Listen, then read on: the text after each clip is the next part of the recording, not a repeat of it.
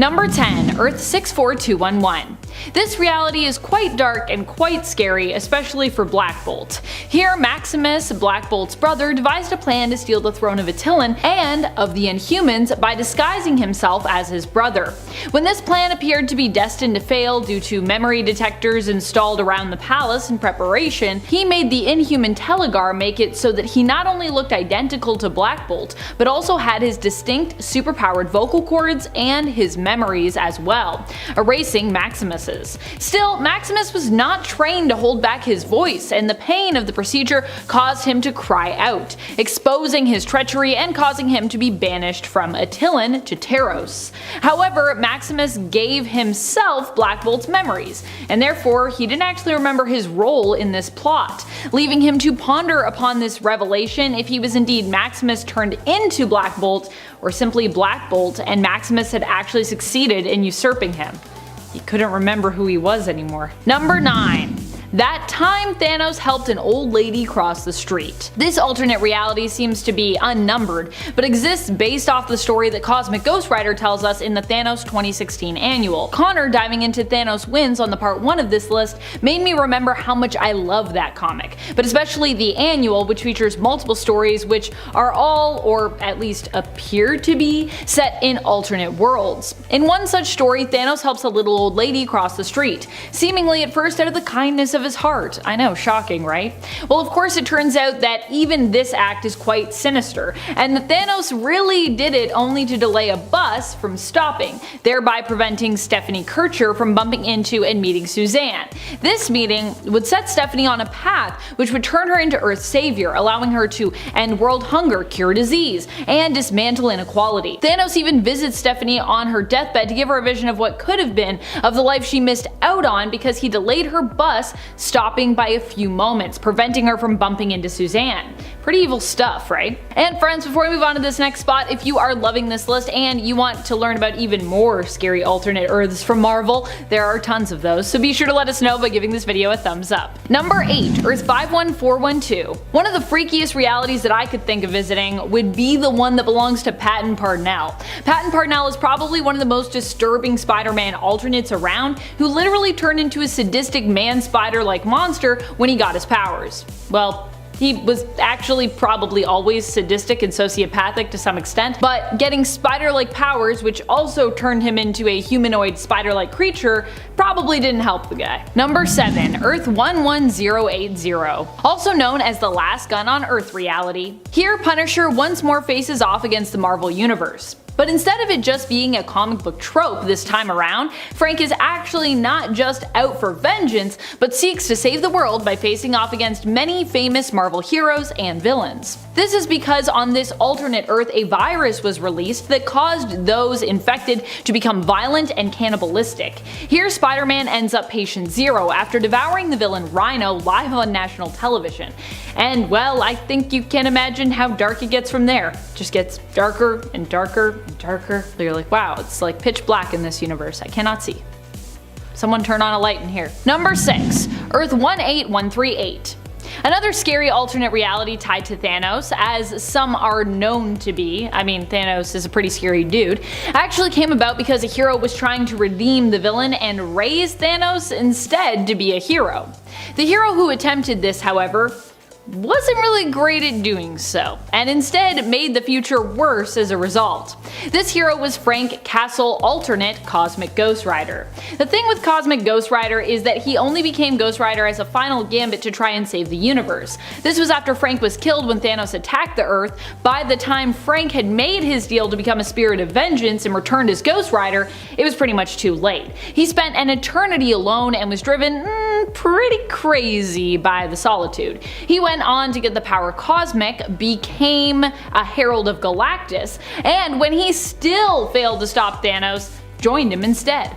After that, history was wiped from existence, in which Thanos won. Cosmic Ghost Rider ended up in Valhalla for a while before realizing he wasn't really happy there, it wasn't really his thing, and being permitted by Odin to leave in order to travel back in time and try and kill Thanos to prevent a future like the one he was from ever becoming possible. Cosmic Ghost Rider couldn't bring himself to kill the then innocent baby Thanos though, and instead went on adventures with him, trying to teach him to be good. But it turns out Frank Castle wasn't necessarily an expert on the subject of heroism and goodness himself. This version of Thanos grows up instead to become a dictator, removing freedom of choice from those he rules, making them be good and banishing those who refuse to submit and obey him. That's like too much goodness. You shouldn't be trying to make people be good. Just kind of let them do their own thing, otherwise then you're kind of evil. Kind of defeats the whole point. Thanos. Number 5. What if Ultron won? While the What If comic book series sometimes takes us to weird and hilarious alternate realities, this time around the Disney Plus and Marvel animated series took us to one of the most depressing realities yet. In episode 8 of the series, we get to see into a reality where Ultron won the day. In fact, he won all of the days to come. Black Widow and Hawkeye are the only remaining survivors, it seems, who are attempting to fight back against Ultron and stop him, once and for all, at any cost. However, in the end, Ultron finds a way to break free of his fate at being defeated, using his own power and the Infinity Stones to escape his own reality and threaten the existence of all lives across the multiverse. Is there anything scarier than this? I don't think so. Number 4. Life 9 of Moira X. During the relaunch of the X-Men books, the mutants were given a refresh when it came to their history and when it came to making sense of seemingly all the almost separate lives that they've kind of lived, all the different eras of X-Men. Moira McTaggart was revealed to be a mutant codenamed Moira X, whose power was reincarnation, with her dying and being reborn from her mother's womb once more, but with the knowledge of all the previous lives she had lived prior to that one. Moira's 9th life, the timeline that precedes 616 from her perspective, saw Moira join with Apocalypse in order to try to find a way to protect the mutants against the inevitable. Man who create machines, Sentinels, to destroy them, and in so doing often end up destroying humanity as well.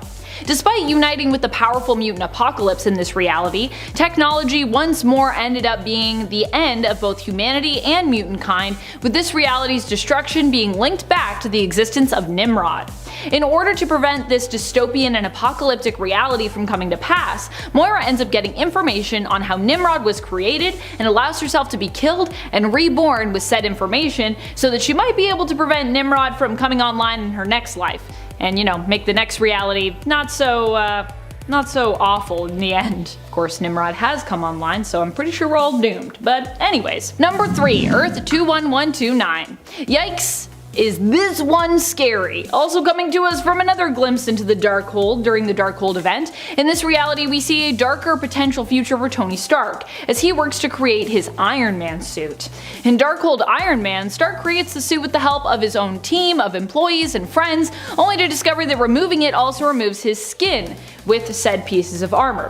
Forced to stay within the suit for his own safety, Tony Stark, with help from Pepper Potts, worked tirelessly to find a way to fix this small but very disturbing glitch. In the end, Stark ends up believing that the suit is superior and, as like with the Cybermen of Doctor Who, believes that everyone on Earth should merge with the suit, giving up their more squishy human form in favor of the armor, which is better at protecting them, despite the fact that the suits kinda slowly break down your biological form and fully merge with those who wear them. Disturbing, I know. And then in the end they're like, everyone gets an Iron Man suit. Don't worry, just get in the Iron Man suit. Nothing bad will happen. Number 2, Zombieverse. I wish I could do a list like this without talking about the Marvel Zombieverse, sometimes referred to as Earth Z, but I don't think I can. Also, Connor did his best to stay away from Marvel Zombies on part 1, which means it kind of falls to me to talk about it, because I don't think we can really do a scariest alternate Marvel Universes series without at least mentioning Marvel Zombies. And then of course the thing with that is, if we mention it, the trauma that I have experienced personally from reading the series set in this universe means that I have to boost it up on our list. Yeah, Marvel Zombies has left emotional scars on me, okay? It's stuck with me. Every time I come back to it, I'm like reliving the horror again. Mainly, what still haunts me to this day is the time that zombie Ant-Man captured human Black Panther and kept him alive so that he could saw off pieces of T'Challa to feed on, keeping his former friend as his own little secret snack.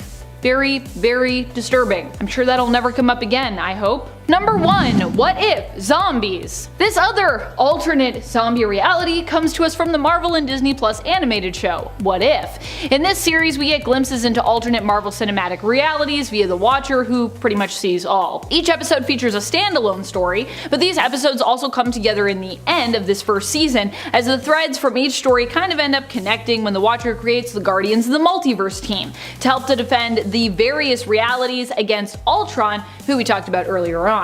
The reason that I put this zombie universe above the comic book one is because despite the small shimmer of hope we get in this episode and in this reality, a lot of heroes still die, and in some cases quite gruesomely. And we know it's not over yet because we're getting a whole Marvel Zombies animated series. Oh boy, I can't wait. Good news is that writer Zeb Wells appears to be the mastermind behind that show, and I love Zeb Wells' writing, so I'm sure I will actually enjoy it. But the bad news is we still got Black Panther sliced up, but this time defeat a crazy powerful zombified version of Scarlet Witch. Double yikes. Double trauma for Amanda. Why? I was like, they're probably not gonna do that in this episode, and then they did it, and I was like, why? Why did we do this? I can't, I really don't like that part. I don't like it. Oh well, it's over now. Black Panther got away. It's fine. He's fine. Nothing bad will happen, I'm sure, and the world will be saved by our heroes. I'm sure. And at 10, Ultimate. The Ultimate Universe is very similar to the normal 616 counterpart. However, there are some differences that certainly make this thing scarier than the main continuity. Captain America is anti-French for some reason. Ultimate Mr. Fantastic is a villain called the Maker. Ultimate Thanos is gold instead of purple. Oh yeah, and Ultimate Magneto is way too dark compared to Prime Magneto. Prime Magneto hates humans, but Ultimate Magneto is like a tyrant in that he considers all humans insects. Ultimate Wolverine is shown to be interested in teenage girls, while Earth 616 Wolverine is more honorable, because sure, okay, Earth 616 Cyclops and Wolverine didn't see eye to eye, but Wolverine would never have killed Cyclops just so that he could sleep with his girl. Yeah, and Wolverine wants to sleep with Jean Grey, a teenager, when Wolverine is in his 30s, at least in the Ultimate Universe. Oh, and there's also a romantic relationship between Wanda and Pietro, which is probably the scariest thing in this reality, on this Earth, and the reason I wanted it on this list. And at 9, Thanos Wins. While the heroes of the MCU already received a little bit of a taste of a reality in which Thanos achieved his ultimate goal by erasing half the population of the universe in Avengers Infinity War, there exists a still darker universe where Thanos wins. Determined to finally impress death, Thanos eradicated every living being on planet Earth, including the superheroes and Frank Castle. The former Punisher made deals with both Mephisto and Galactus to find a new life of vengeance as the Cosmic Ghost Rider and stop King Thanos' dark reality from ever happening. As time went by though, the heroes of Earth grew old and weak, but Thanos only grew stronger, his eternal quest to please death leading him to kill almost every living thing in the known galaxy, and becoming the king of what remained in his wake. Nothing. I don't know why you'd want to be king of nothing. Seems pointless in my opinion, and I'm a king, so I feel like my expertise here, but whatever, okay, as long as it's not this universe, I'm fine with it. Oh, and not only that, but knowing that he had to die in order to be with death, King Thanos gave a piece of the Time Stone to his servant, the Rider, and tasked him with going back in time to drag his younger self to the future so that he could be killed by present Thanos. And at 8, Age of Ultron. Ultron 1320 comes from Earth 14622, and What If Age of Ultron number 1. An Earth where, thanks to Wasp dying, Ultron is able to take over the world faster. Ultron was created to be the ultimate AI by Hank Pym, to help the Avengers utilize their function better as a team. But with the untimely death of Pym's wife, Pym went on to create a more brutal version of Ultron, which was to replace the Avengers. But with this, Ultron's sentience began to constantly evolve. He started the eradication of the human race by taking out such threats as the Avengers and the Defenders, while he left Pym alive to watch him suffer. Ultron and his army of Ultron Sentinels then moved to Kola, Russia, so that he could bore himself into the planet's core to create the ultimate version of himself, Ultron 1320. Ultron then had his minions batter and beat Pym unconscious until he woke up to find that he himself had been turned into Ultron 1321. This version of Ultron also invaded other worlds, claiming Earth 62412, 23223, and 81223, but was stopped on Earth 45162. In its 7th Age of Apocalypse, Earth 295 is a reality that was accidentally created by Legion, son of X-Men leader Professor Charles Xavier and Israeli diplomat Gabriel Haller. Legion believed that the only way to bring peace to humans and mutants was to kill Magneto before he could incite the anti-mutant movement. He traveled back to a time when Xavier and Magneto both lived in Israel and were working at a hospital, taking the X-Men Storm, Iceman, Bishop, and Psylocke back with him. Legion tried to stab Magneto with a Psyblade, but Xavier shielded Magneto and was killed instead. By killing his own father, Legion then made his own existence impossible. The Macron Crystal resolved the paradox by restructuring reality. All the X-Men vanished from that reality, and a new reality came into existence. Bishop, already displaced in time, remained, but the chronal backlash fractured his mind. He wandered Earth for nearly 20 years, and then that superpowered fight attracted the attention of Apocalypse, who then basically took over and destroyed everything. In its 6th, Old Man Logan. 50 years later, Logan lives with his wife Maureen and his son Scotty and daughter Jade on a plot of land in Sacramento. What used to be California, but is now part of Hulkland. He requires money to pay his rent to the landlords of his territory, the descendants of Bruce Banner, the Hulk gang, who are a product of just a whole lot of crap, okay? Just give me a minute. He refuses to sell his children's toys to pay for the rent, understandably, and Logan is shown as a broken old man, refusing to fight anyone and trying to live peacefully. He realizes that he will be unable to pay the rent this month, and that the Hulk gang will not accept a plea to pay double next month on its own. By the way, the Hulk gang is a inappropriately and unconsensually conceived group of children of the Hulk and She-Hulk, Bruce's cousin. Yeah. The Hulk gang arrives the next day to confront Logan on his lack of payment and then violently beat him, even though he was one of the most violent superheroes ever. Though Logan entertains visions of gutting the eldest Hulk brother Otis, he remains calm and just lets the beating happen. Later though, the Hulk gang kills his family, so Logan goes on to kill the whole Hulk gang. But it's still a messed up Earth, okay?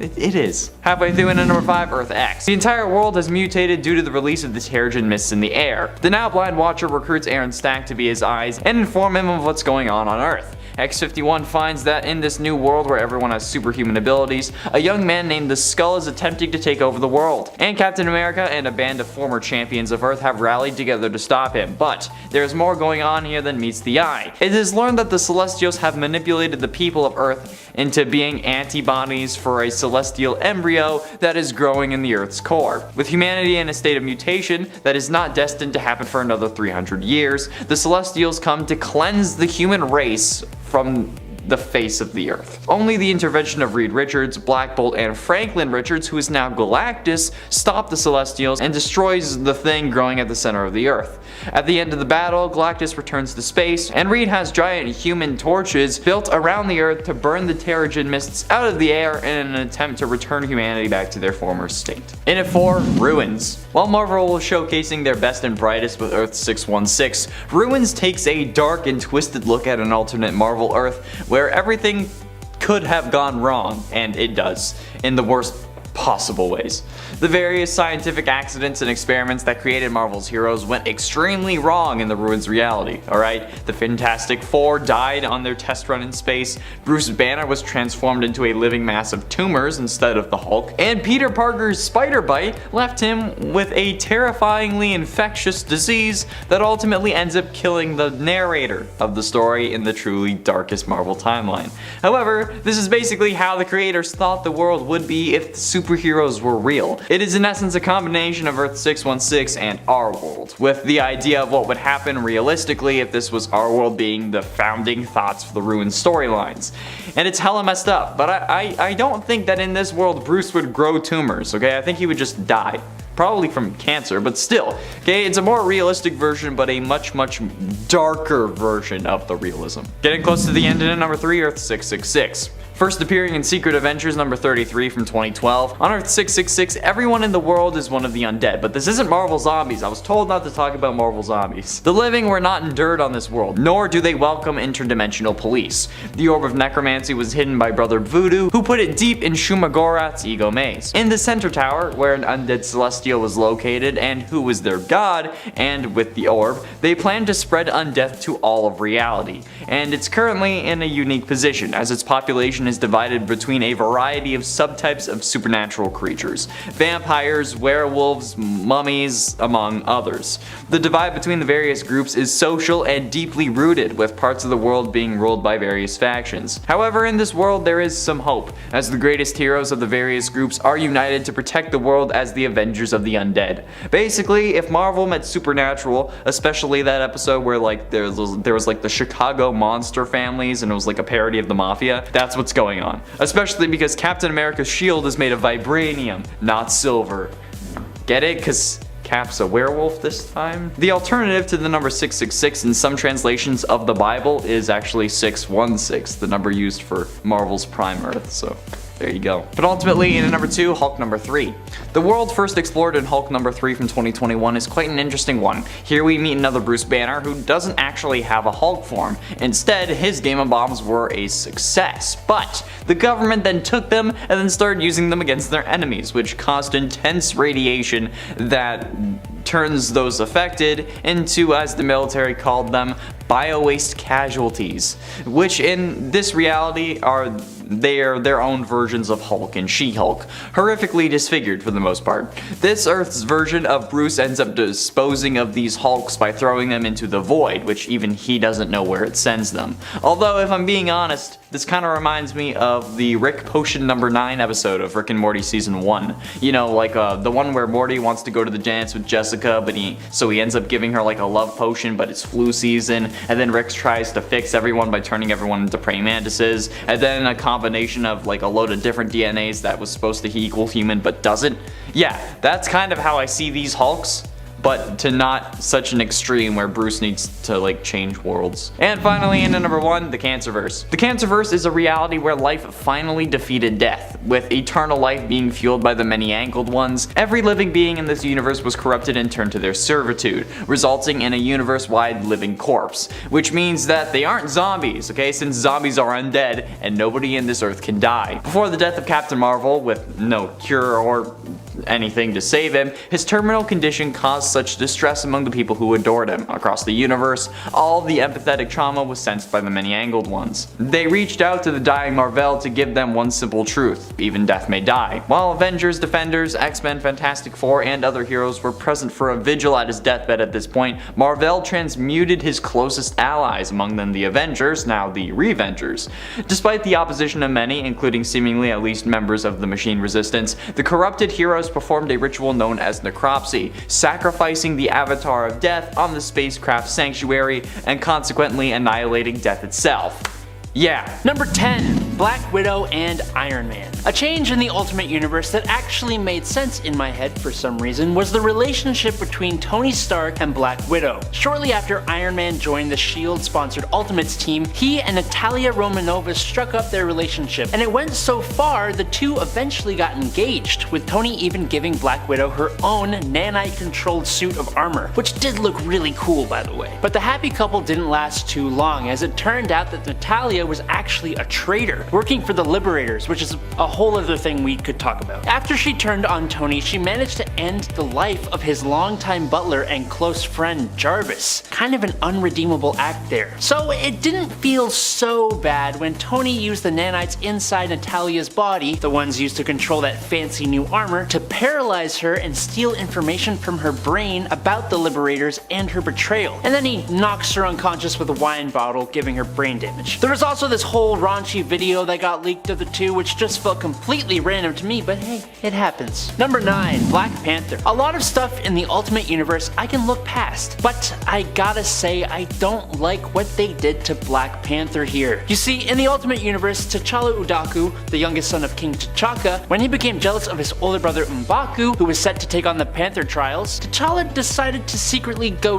do it himself. What are the Panther Trials? Well, it basically involves hunting and defeating an actual panther in combat. So yeah, the young T'Challa ain't ready for that kind of thing, and he loses badly, with the panther actually tearing out T'Challa's throat. Being brought back to Wakanda, he undergoes 16 hours of surgery, and even then, the supposedly super advanced nation is not able to save him. So of course, they turn to the United States of America. Specifically, they turn to the super reliable Weapon X program. Now, Weapon X is able to save T'Challa, minus his vocal cords, but similar to Wolverine, they give him mutant abilities that enhance his strength, speed, stamina, agility, night vision, and they even give him retractable bone claws, and then give him the title of Black Panther. He is then put under the control of Nick Fury, who refuses to let him go back to Wakanda, makes him the property of the United States, and has him trained under Captain America. Now there is more to this story, but taking the awesome culture-rich Wakandan hero and making him a sort of Wolverine clone who can't speak and is the property of the United States government just kinda feels wrong, man. Number 8. Victor Von what? This point is going to cover one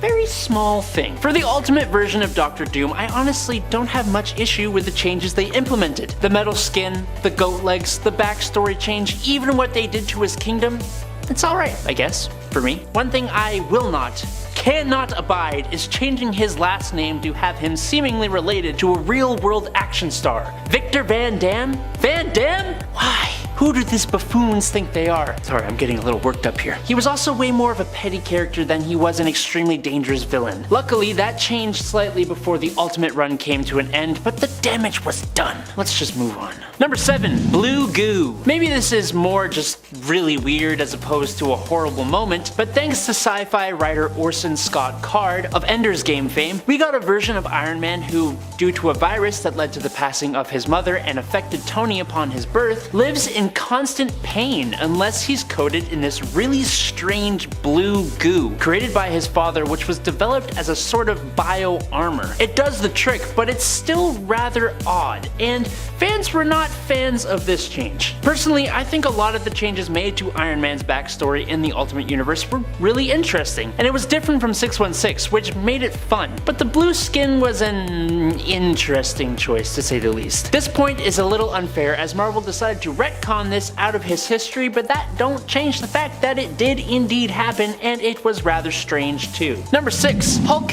eating people. The Incredible Hulk has always sort of tiptoed the line between being a hero and being a monster. In the 616 universe, we can more often than not say he is a hero, but in the Ultimate Universe, not a chance. For starters, his origin already starts Bruce Banner off on a bad foot. He is made to feel inferior by both his ex and other heroes, which is what spurs him to become the Hulk in order to feel bigger, I guess? Sounds like a supervillain to me. That's because he basically is. After he transforms, he goes on a rampage through New York, taking out more than 800 people and even eating some of them. Sure, the idea haunts Bruce, which we learn in the Ultimate Hulk solo comic as he recounts the feeling of eating a person, but there isn't really a redemption here. Also, what the hell is up with the whole Freddie Prinze Jr. thing? It's hilarious, but what? Number 5. Lack of Sabertooth. Sabertooth has always been a pretty terrifying dude. He ain't nice, he's extremely violent and extremely hard to bring down. And even more so in the Ultimate Universe, he becomes bonded with adamantium similar to Wolverine and even has retractable bone claws out of his forearms, also like Wolverine. Doesn't really need them, as he also eventually has his naturally occurring claws on each fingertip as well as his fangs and teeth laced with adamantium to just bump up the amount of absolutely bloody carnage he can produce. If this sounds awesomely terrifying, it's because it is, which makes it a shame when he doesn't really do much. Sabertooth in the Ultimate Universe, similar to 616, is kind of just a lackey to Weapon X and then later to Magneto. It just feels wrong to make such an imposing villain more imposing but not give him much to do. Number 4. Sabertooth versus Angel. Oh, actually, there is one thing of note here that Sabertooth does. One thing that was incredibly brutal and unnecessary in true Ultimate Universe fashion. In the aftermath of Magneto's Ultimatum wave, he and Sabertooth waited in the Arctic for the heroes to come and try to apprehend them in Ultimatum issue number 4 from 2009. The first to arrive was Warren Worthington III, or Angel, who came crashing through a window with a punch straight to Magneto's big old face. But after Magneto gave the go-ahead, Sabertooth pounced at the crash-landed mutant, scratching the living hell out of his back, tore off one of his wings with his teeth, seeming to enjoy the brief cannibalism, and then stomped on Warren's neck with his boot, taking out the mutant in another of the Ultimate Universe's unceremonious dispatching of a fan-loved character. Thanks, Ultimate Universe! Thank you so much. Number 3. Dormammu and Doctor Strange. Speaking of unceremonious dispatching, Angel wasn't the only hero to meet his end in issue number 4 of Ultimatum. Right at the beginning of the comic, it seems that the Hulk's rampaging has led to Doctor Strange's Sanctum Sanctorum, and he begins just smashing everything, including magical items, which results in a blinding flash of light. Next thing we know, the dread Dormammu is free from the dark dimension and is in magical conflict with Doctor Strange. But Dormammu seems more than confident that he won't be defeated by the Sorcerer. It takes merely a few pages before Dormammu uses the Sorcerer Supreme's own sash, belt, cloak thingy, constricting it around Strange's body so tightly that it explodes his head in an extremely grotesque couple of panels that I'm not sure we're even allowed to show. Just like that, the normally extremely powerful Dr. Stephen Strange is out of the picture. Number 2. Hawkeye's family tragedy. Say what you will about the ultimate version of Clint Barton. He is much less heroic than his 616 counterpart, he is a S.H.I.E.L.D. sponsored killer, and he is much more of a secret agent. Ultimately, he is the basis for the MCU's version of the character, from his look to his family. But what the Ultimate Universe did to his family, or more specifically what Black Widow did to them, I should say, will likely never be seen in the MCU, which we should all thank our lucky stars for. As we talked about all the way up at the 10th point, Natalia Romanova did not turn out to be a great gal. She was working for the Liberators, a group of heroes from around the globe who were opposed to the amount of power held by the United States thanks to S.H.I.E.L.D. and the Ultimates. It was a cool, realistic concept, and one that could have opened up the comics to more worldwide inclusiveness. Instead, it was kind of just a way to make America seem superior. After Natalia's revelation as a traitor, she organized the assassination of her longtime Black Ops partner Hawkeye's entire family, even personally taking out his son Callum. For her crimes, Clint does put an arrow between her eyes in Ultimates 2's final chapter, as she is in a hospital bed thanks to Tony Stark giving her brain damage. It doesn't really help the whole situation. And in at number 1, Peter Parker comes back to life. One of the key things about the Ultimate Universe was supposed to be its realism, or at least its realism in a universe full of superheroes, sorcerers, gods, and monsters. One of the aspects of said realism was the fact that death would be permanent, which is about as real as you can get. The only problem was that didn't seem to last. One of the best things about the Ultimate Universe was Ultimate Spider-Man. It's regarded as not only the best thing out of that universe, but one of the best Spider-Man stories ever told. His eventual death after saving many people in Ultimatum, taking a bullet for Captain America, and then fighting and defeating Norman Osborn and the Six was equally as amazing, if not tragic and emotional. It also paved the way for another one of the Ultimate Universe's best, Miles Morales. So in order to make that amazing story and all the emotional weight it had going for it mean absolutely nothing, what do you know? Peter Parker wakes up in some underground laboratory, seemingly revived. Yay! Number 10. Thor and Hela. Starting off with an example of why the Ultimate Universe does some unnecessary stuff from time to time, Thor was forced to kill his supervillain's son to save America from civil war. But what's funny, well not funny, is that wasn't even the unnecessary part. So it begins in the aftermath of an event called Ultimatum, which we will get to much later on. Basically, Ultimate Thor ends up sacrificing his own life to save his lover, Valkyrie. While in the afterlife, in order to be reunited with and save Valkyrie, the goddess Hela makes Thor fight a whole army of undead soldiers, which he does. But then Thor asks what else he needs to do, and this goddess just starts undressing herself and demanding that Thor gives her a baby, which of course he does, and it doesn't even save Valkyrie. This comes back later with the child, Modi Thor's son, being raised by a much more villainous Loki, feeling abandoned and seeking revenge, trying to turn America into a new Asgard while wielding an Infinity Stone and forcing Thor to eventually strike down his own evil son. Number 9. Look what they did to my boy!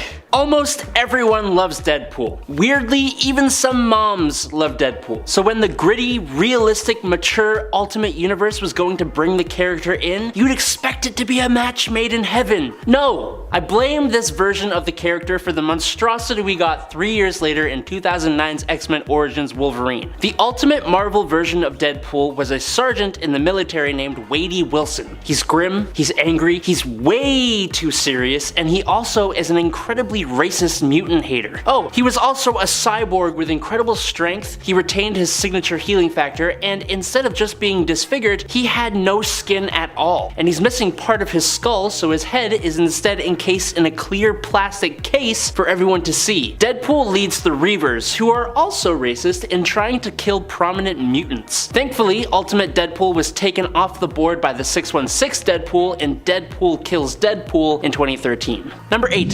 Hank Pym needs to chill.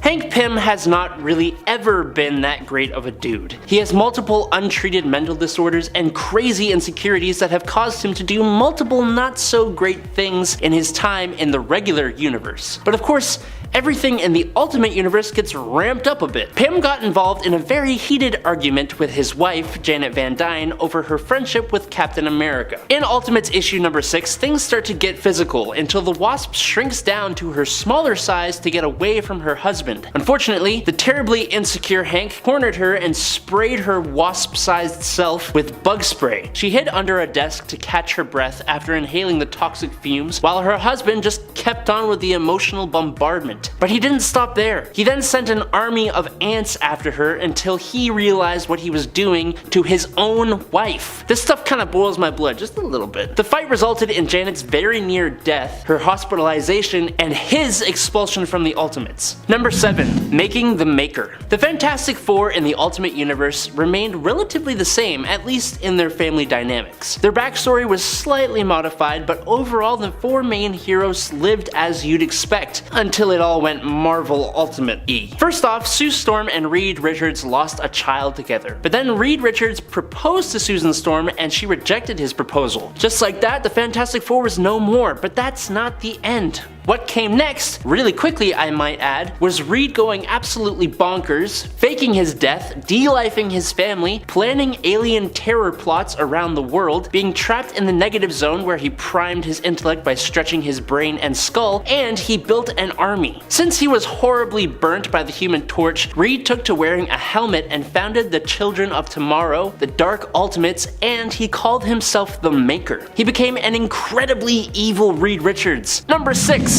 Cap hates France? Look, despite the name, Captain America, Steve Rogers, is very much a protector of the world, not just America. So it was really odd when in Ultimates number 12 from Mark Miller, Brian Hitch, and Paul Neary, we see the Ultimate Marvel Universe Captain America verbally wailing on France, of all places. Captain America is caught in a fight with Herr Kleiser, an old German rival. Just for better context, Nick Fury is there too. Captain America is obviously the hero though, so eventually he gets the upper hand. It was just so odd that when Kleiser was pinned by Cap and asking for surrender, well, Cap digs his shield into the dude's stomach and says, "Surrender? Surrender? You think this letter on my head stands for France?" The comment was kind of fueled by the time period it was written in, as the states were entering into a war and France refused to join them, leading to some anti-France feelings in the real world. But this World War II era dig at the country left a bad taste in pretty much everyone's mouth, especially from a character that is supposed to be much,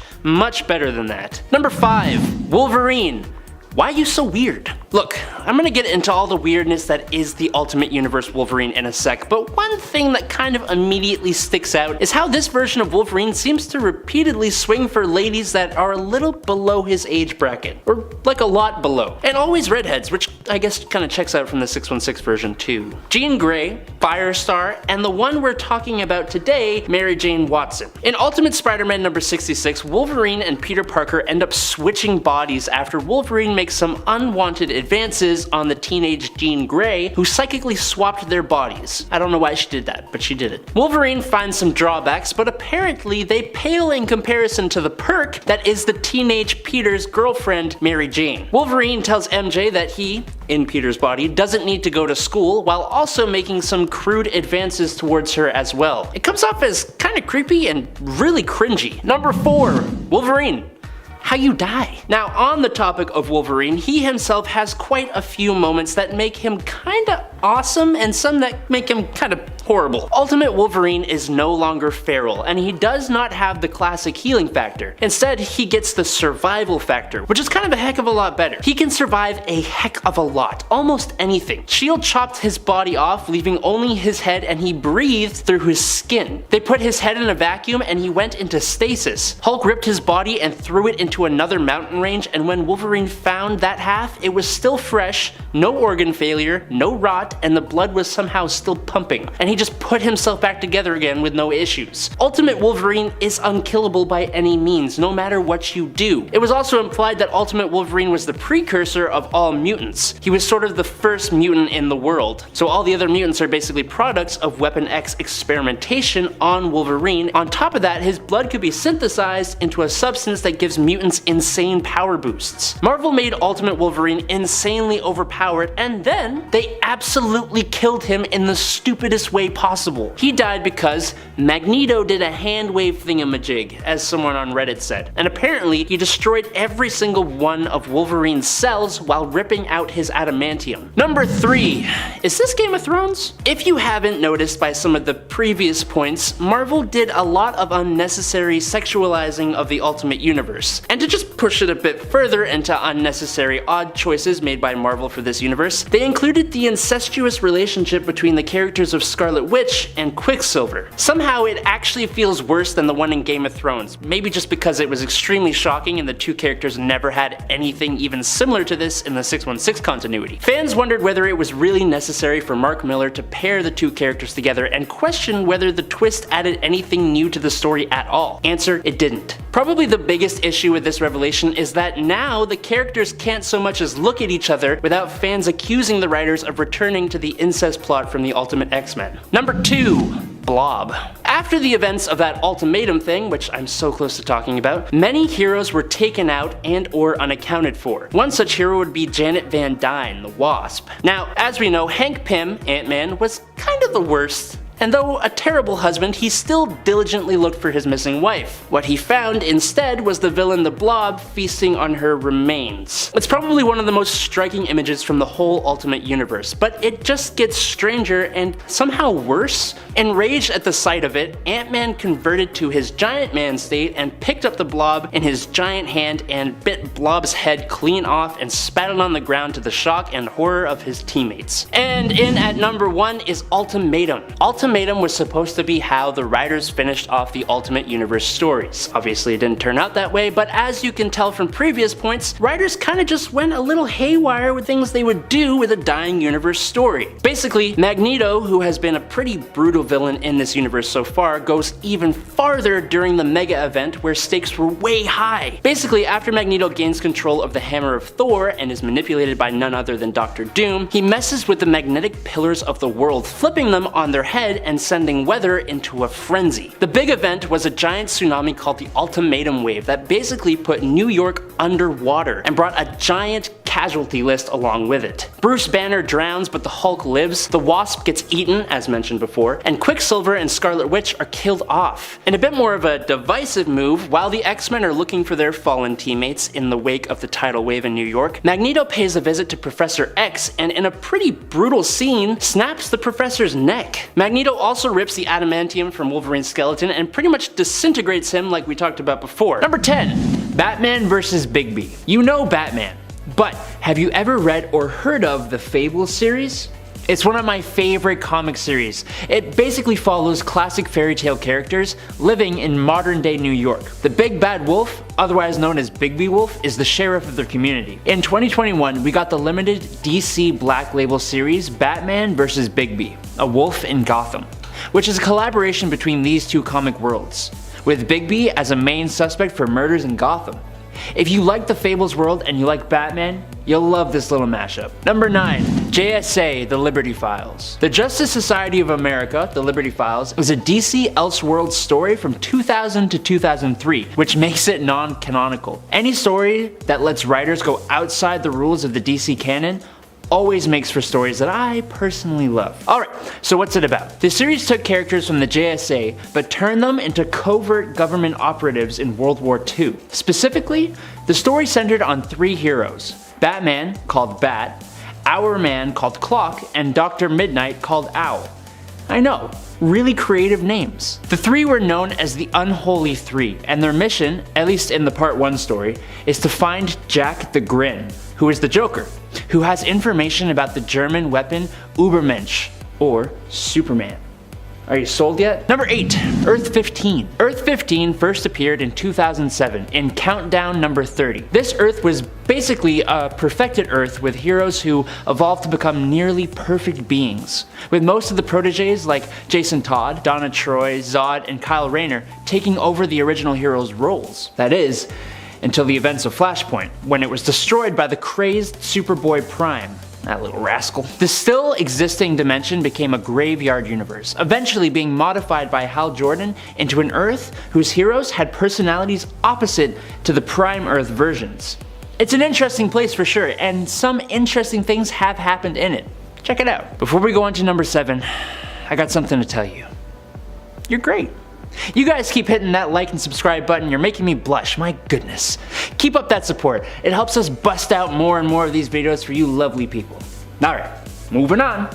Number 7. Earth 20. Earth 20, which appeared in Final Crisis Superman Beyond number 1 in 2008, is the home of Kent Nelson, otherwise known as Doc Fate. And he is so cool. Basically, he leads the Society of Superheroes on Earth 20, which is a group that includes Lady Blackhawk, Immortal Man, the Green Lantern, the Mighty Atom, and Batman from time to time. The history of this world isn't exactly very well known, but we do know it has just come out of a war that is somewhat like World War II. There are Zeppelins flying around in some cities, and the cars are all big and beautiful. It's got a very slick 20s style. The heroes of this world would do righteous battle against a society of supervillains from Earth 40 and a huge 5-year war. My goodness. Number 6. Batman White Knight. I cannot recommend this 2017 story enough to you guys. It is an insanely interesting and fantastic Joker story. It takes place in an alternate Gotham City, and the Joker regains his sanity after a brutal and violent forced ingestion of a medicine by Batman. The roles are practically reversed, as the seemingly reformed Joker, real name Jack Napier, becomes the White Knight, hoping to better Gotham City as a politician, while also condemning Batman as an unhinged violent vigilante. Which, I mean, it's kinda hard to argue against that point of view. He sued the GCPD for police brutality, and he worked against the 1%, who used Batman and Gotham's crime for their own financial benefit. Joker actually becomes a good guy. It's kind of insane. But there is more to this story, and I highly suggest you check it out. Number 5. Earth 14. Alright, this is gonna be a pretty quick one.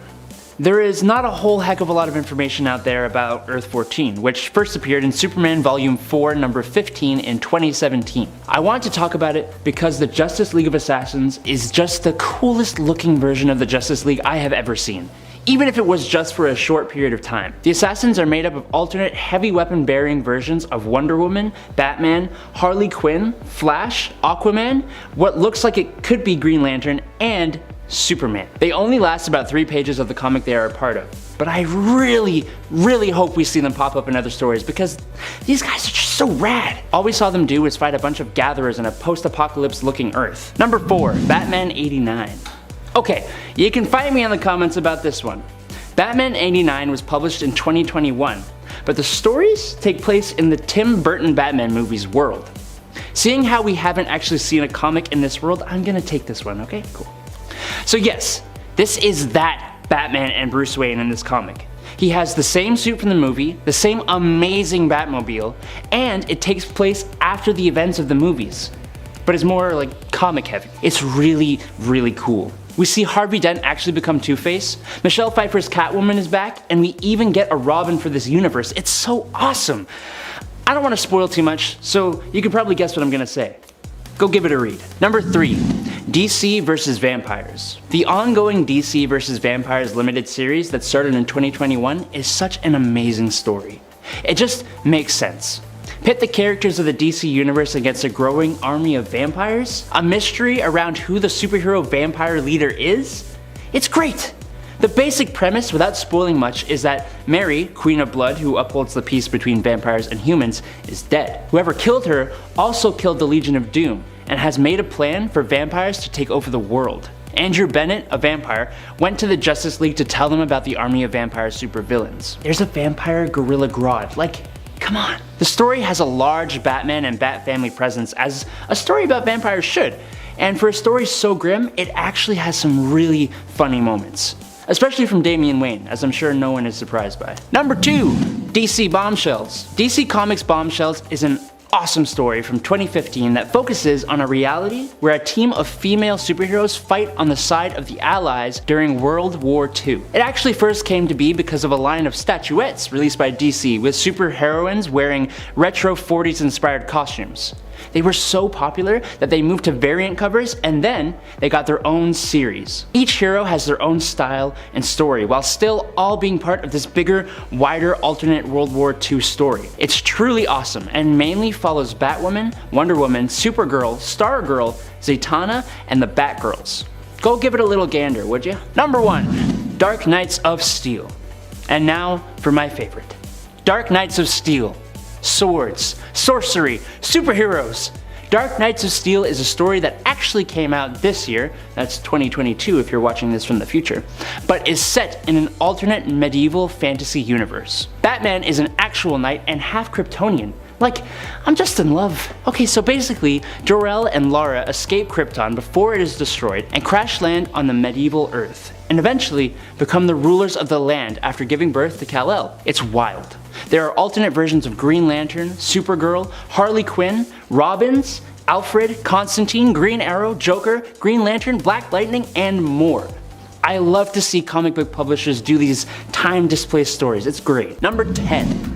Earth 3. The post-Flashpoint Earth 3 is similar to its pre-Flashpoint Earth, but way better. This Earth is the birthplace of evil. The mentality here isn't good versus evil, it's more like just evil. Strength is respected more than anything else, with the weak basically being annihilated. Instead of the Justice League, Earth 3 is home to the Crime Syndicate of America, whose members include Ultraman, Superwoman, Owlman, Power Ring, Johnny Quick, Sea King, The Outsider, Grid, and John Johns. Earth 3 was reintroduced in 2013 and has played a part in Darkseid War in 2015, Dark Knight's Death Metal in 2020, and in 2021 it was reborn again in the Infinite Frontier story. Like I said, when we started, the DC universe is complicated, but what's remained the same since 2013 is that some of the coolest stories come out of Earth 3. Number 9, Earth 1.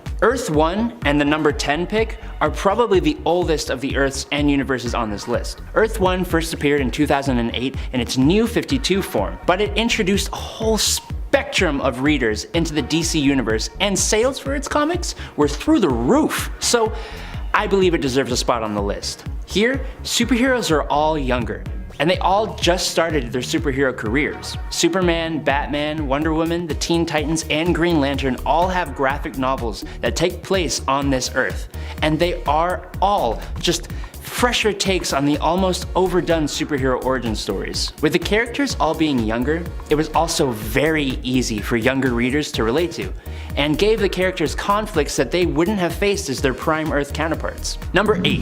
Injustice Universe. The Injustice Universe of Earth 22 is the universe in which the events of the Injustice video game and its related comics take place, and it first popped up in 2013. So here in the Injustice world, Superman went a little bonkers. After the Joker tricked Supes into killing both Lois Lane and her unborn child, plus unintentionally blowing up Metropolis, Superman murdered the Joker and eventually became a tyrannical ruler of Earth. The Batman of Injustice creates an insurgency, eventually enlisting the aid of another Earth, Earth 1 of this reality. With the alternate Earth's help, he overthrew Superman's regime and rebuilt the world. And that's all just part of the first game. Number 7. The 53rd World. The 53rd World, named by the smart primates who live there, was a world unknown to the rest of the multiverse. It's set in a near future where presumably the world is inhabited by super smart apes, like Planet of the Apes style. Oh, and also, immortality was achieved in 2067, meaning that yes, all these ultra smart apes are immortal. We know that there exists alternate ape versions of Superman, Batman, the Atom, and Aquaman. The existence of this Earth was first revealed in 2018's Dark Knight's Rising: The Wild Hunt, when Detective Chimp was beginning to lose his intelligence. The ape heroes show up, recruited by Raven, Cyborg, and the Flash to help with the dark multiverse, saying they were here to help. Obviously. Detective Chimp, accompanied by the apes of the 53rd Earth, plus Flash, Cyborg, and Raven, go to help Earth Zero's Justice League fight the dark multiverse forces. That's kind of all we know about the 53rd Earth. I want more super apes! Number 6. Archive of Worlds. The Archive of Worlds isn't so much an alternate Earth, it's actually an artificial multiverse which contains pocket dimensions in the form of film reels. Now that's just kinda nuts on its own, but then take into account the fact that it was created by a mad god, Artur Io, who is the god of Tales, who is jealous of the new god of Tales, which is the internet. It's pretty nuts. He tried to steal the new god's soul and was instead encased in a Wayne Tech satellite where he created the Archive of Worlds. First appearing in Batman/Superman Volume 2, number 16 in 2021, the pocket dimensions include a world where Superman never came to be, as well as one where Batman never came to be, a world based on hell, a western world, a world based on the life of Alana Strange, and so many other unnamed worlds. Auteur.io eventually was cured by Batman, and he instead became Observer.io, which is a lot nicer. Number 5. The Linearverse. The Linearverse is an alternate reality where the people age so slowly that it's almost safe to say they don't age at all. Batman began his career in 1939, with his youth lasting for decades instead of the normal aging of a human. In a way, this kind of represents how comic book characters seemingly never age and grow old, except in certain stories. By the late 20th century, the world had most of its superheroes. After this point though, things get a little whack. See, Earth became a dystopia ruled by the wealthy, which, I don't know, it seems a bit too real for me. And a great disaster was foreseen that actually came to pass. And the world became very similar to the one in the Earth AD story. Anthropomorphized animals had become the rulers of the planet, with humans devolving, save for Kamandi and a few others. Then, in the 25th century, humanity seemingly built a high-tech society, which saw the rise of Michael Carter, who is Booster Gold. In the 31st century, Earth became the base of the Legion of Superheroes, who were an interplanetary superhero team. This world is just a wild ride. Oh, and it first appeared in Generations Forge number 1 in April of 2021. Number 4. The Metalverse. Okay, I know we're going to talk about the Dark Multiverse, but we haven't talked about, and we need to talk about, the Metalverse. So basically, after Perpetua defeated the Justice League, she gave Prime Earth to the Batman Who Laughs. He and his Dark Knights defeated all the heroes and then reshaped the Earth into his vision. Look at this super cool map! He turned Gotham City into a whole continent super city that is guarded by Joker dragons. He made his home Castle Bat, which is another version of Batman who became a sentient Gotham. There is a hell on Earth called the Hellscape, ruled by Wonder Woman, Arkham Wasteland, ruled over by Harley Quinn, a Superman-powered new Apocalypse prison where all the remaining heroes are held, Megapocalypse with a Rainbow Valley where all the Lantern Rings lay because no one is worthy that exists anymore. This version of Earth Prime isn't exactly an alternate universe, but it definitely sounds like it should be. Hey nerds! Just wanted to say thanks for watching. It means a lot to us. If y'all don't mind smacking that like button, it would help us out. And it helps YouTube know we don't suck. Okay, on to the top 3. Number 3. Green Lantern Legacy. Green Lantern Legacy is a one-shot comic from 2020, in which we are given an alternate Earth where the Green Lanterns of Earth were John Stewart, who we already know, and a Vietnamese woman named Kim Tran. Now, Kim Tran, like most of the Green Lanterns, was an awesome hero who never let evil escape her sight, in brightest day or blackest night. She was a pillar for her community too, helping people from all walks of life. And she even helped other Vietnamese immigrants feel at home in this new city. The comic, though, really follows Tai Pham, who is Kim Tran's grandson, as he takes up the mantle of Green Lantern from his grandmother, becoming one of the youngest Green Lanterns at 12 years old. We see him struggle with racism, bullies, his own fears, and against the Yellow Lantern. It's a great story, and it gives some well-needed Vietnamese representation to the DC landscape. Give it a read!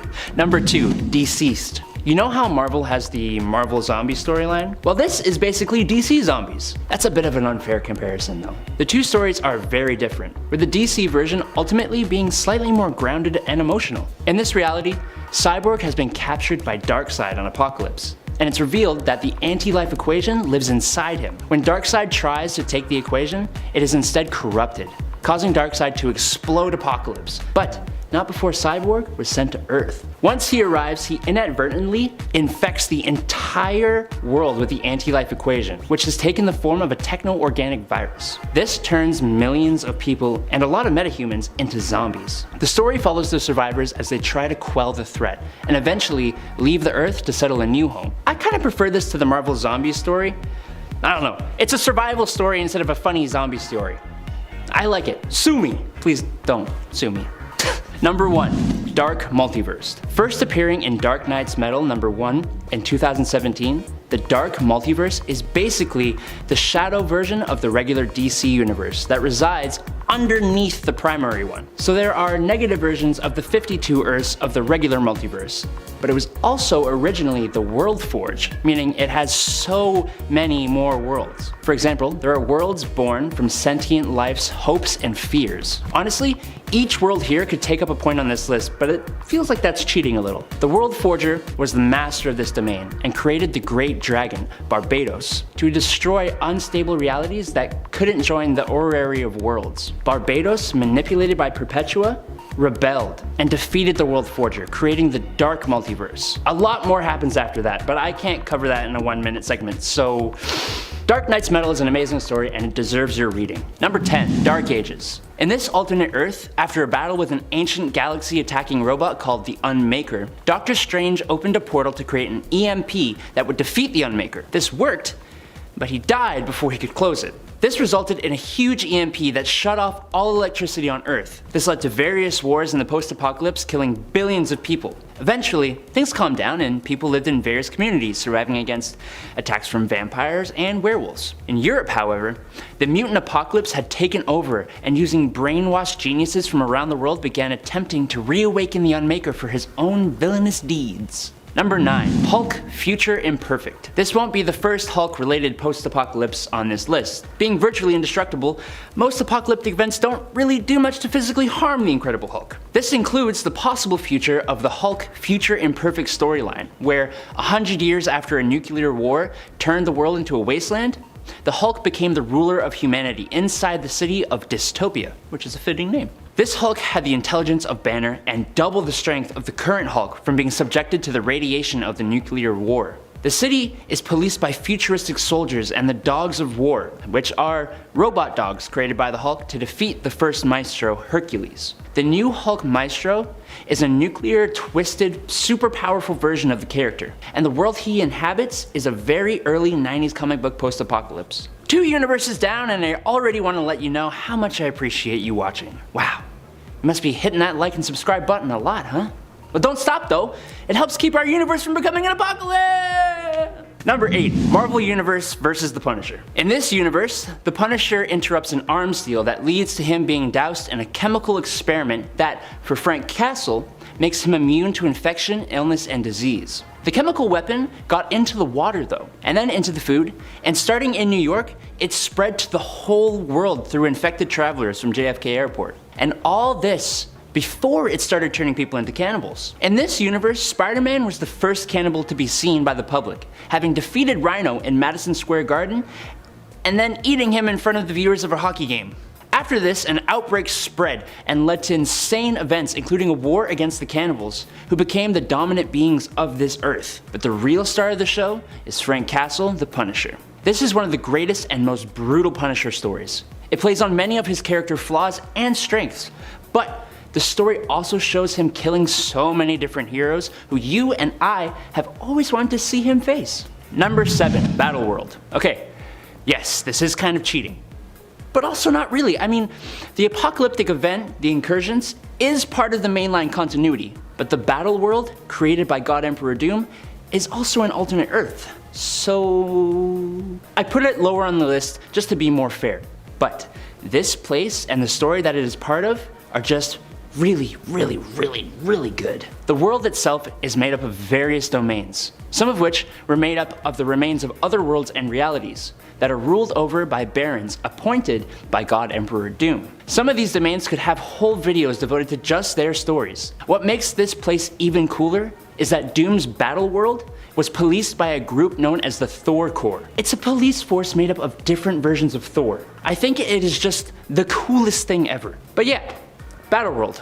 I don't know, let's debate this one down in the comments. Number 6, Hulk the End. In a world where a nuclear war has wiped out every single other human, Bruce Banner and the Hulk persona inside of him are basically forced to roam the wastes. It is an extremely deep and personal Hulk story. The main conflict in this story is the relationship between Bruce, who wants to finally be able to die, and the Hulk, who wants to prove he is the strongest being on planet Earth. A lot happens, and eventually, Bruce Banner suffers a heart attack that does in fact kill him, meaning the Hulk persona emerges and cannot revert back to Banner, or it will die too, leaving Hulk the only living sentient creature, which he slowly realizes means he is going to be feeling alone and cold for the rest of his life. This story is arguably the best of the end stories, so do yourself a favor and read it. Number 5, Age of Ultron. In this story, the Hank Pym created Ultron rules the world with his Sentinels, having killed all of the heroes other than Captain America,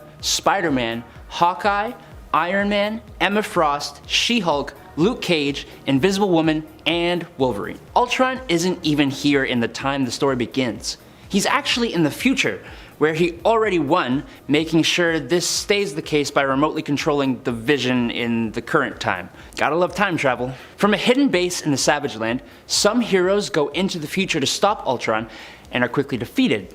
But Wolverine, followed by Invisible Woman, goes to the past to kill Hank Pym. After realizing that this creates an even worse future, they go back again to stop themselves from killing Hank, instead getting Hank to put a failsafe inside Ultron that will stop him if he attacks again. So many things happen in the Marvel landscape because of this. Time travel always hurts my brain. Number 4, Marvel Zombies. When an alternate version of the Century that has been infected with the zombie-like virus invades the Earth of 2149, we get the Marvel Zombies story. Seems like a worthwhile trade-off to me. Unlike a few of the other stories on this list, this alternate reality story takes place during its apocalypse, which in this case makes for a much more interesting story, showing us how the superhero world is affected when you introduce a zombie infection. These zombies aren't your typical mindless zombies though. These zombies actually have seemingly more intelligence. It's just that they are possessed by a deep, uncontrollable hunger that takes precedent over almost any other emotion. The zombies quickly took over the world and eventually over their entire universe. Nuts. Number 3, Days of Future Past. In this alternate Earth story, the Sentinels were created by Bolivar Trask to save humanity from the threat of mutant existence. This mutant-fearing sentiment became shared by the public after the Brotherhood of Evil Mutants assassinated Senator Robert Kelly, causing the newly elected president to greenlight the Sentinel program. In a classic AI turn of events though, the Sentinels realized that the only way to truly save humanity was to rule over humanity. They took over the United States and began to kill or catch basically every single superhuman, even the ones that aren't mutants. Some of these mutants were held in mutant internment centers, and thank the Lord, because if they didn't do this, we wouldn't get this story, where a few heroes band together to send the mind of Kitty Pryde back to the past to reverse the event that led to the Sentinel Revolution. Number 2, Age of Apocalypse. More time travel. Okay, so the Age of Apocalypse came to be when the son of Xavier, the mutant Legion, set out back in time with a team of X-Men to kill Magneto before he could incite the anti-mutant movement. This went rather horribly when he instead killed his own father accidentally, causing his own existence to be impossible.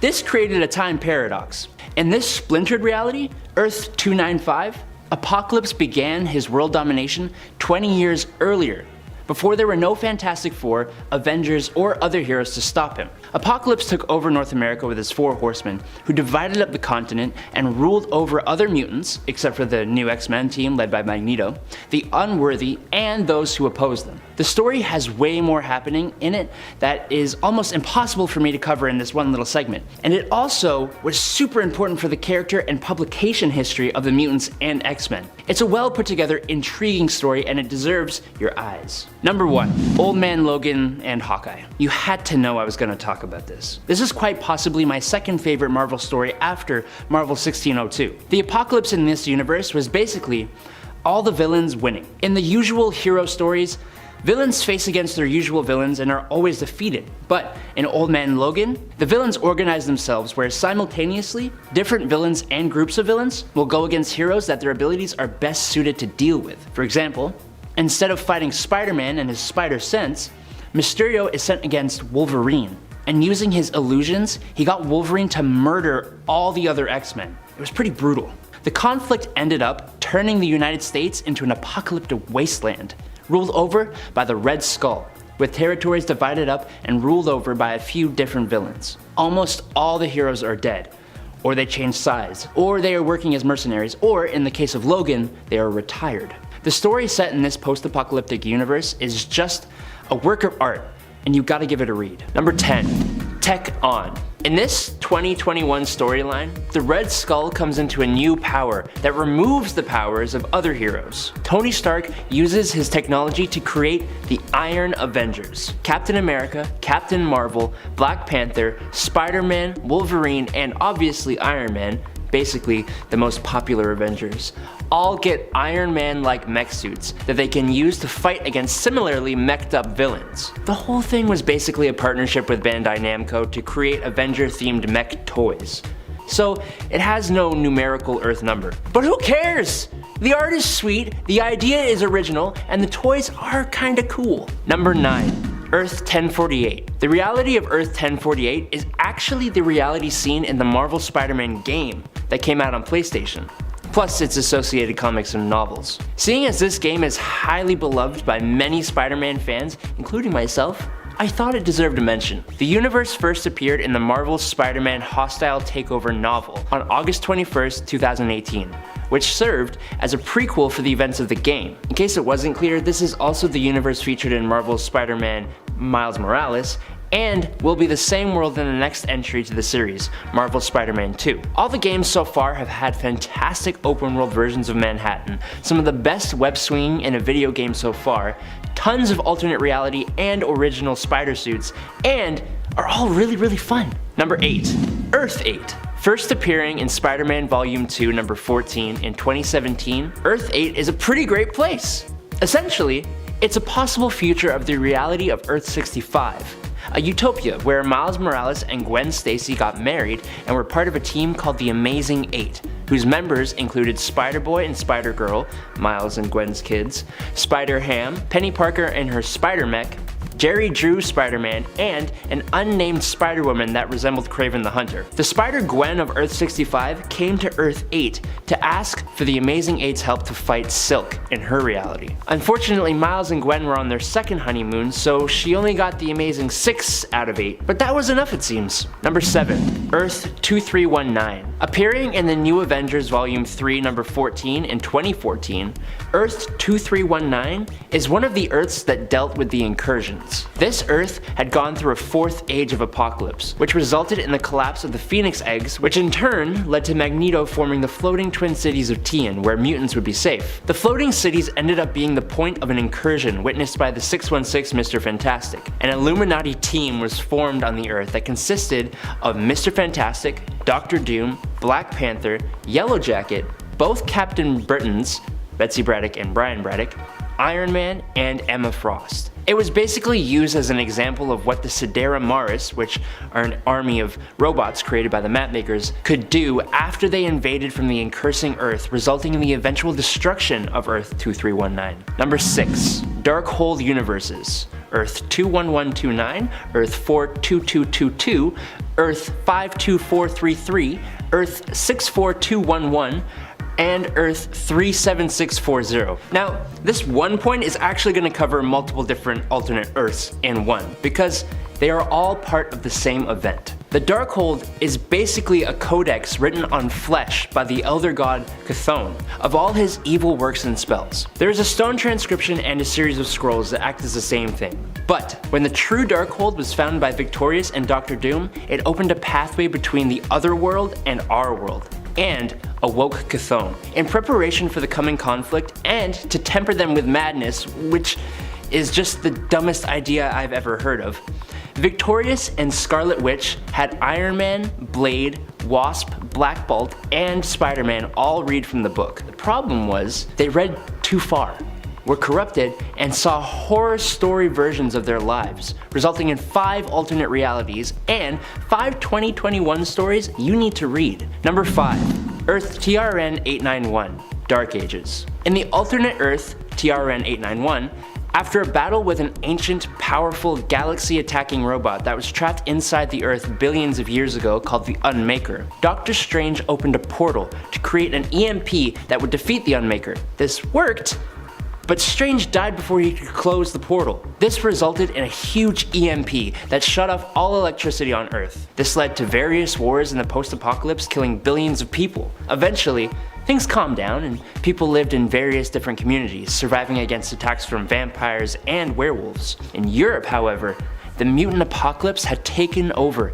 and using brainwashed geniuses from around the world, began attempting to reawaken the Unmaker for his own villainous deeds. Number 4. Bloodline. In the J.J. and Henry Abrams written storyline from 2019, Mary Jane Watson is killed by a villain known as Cadaverous, after Spider-Man is swarmed and beaten pretty badly by his minions. 12 years later, the story has a one-armed version of Peter Parker, who is now the honestly pretty bad single father of Ben Parker, Peter and Mary Jane's son. After Cadaverous returns out of hiding and kidnaps Peter to use his blood for his evil plans, it is up to the new Spider-Man, Ben Parker, with the help of his friend Faye Ito, and old Tony Stark and Riri Williams to fight Cadaverous and his minions, which includes a cyber-zombified team of Avengers. Look guys, in this reality, YouTube has this algorithm thing, right? And when you like and subscribe to us, it signals to the YouTube overlords that we are worthy of being seen by all you lovely people and new people, helping us grow and continue to pump out videos like this one. So I just want to say thanks for doing that for us. We appreciate every like and subscribe you drop. Okay, on to the top 3. Number 3.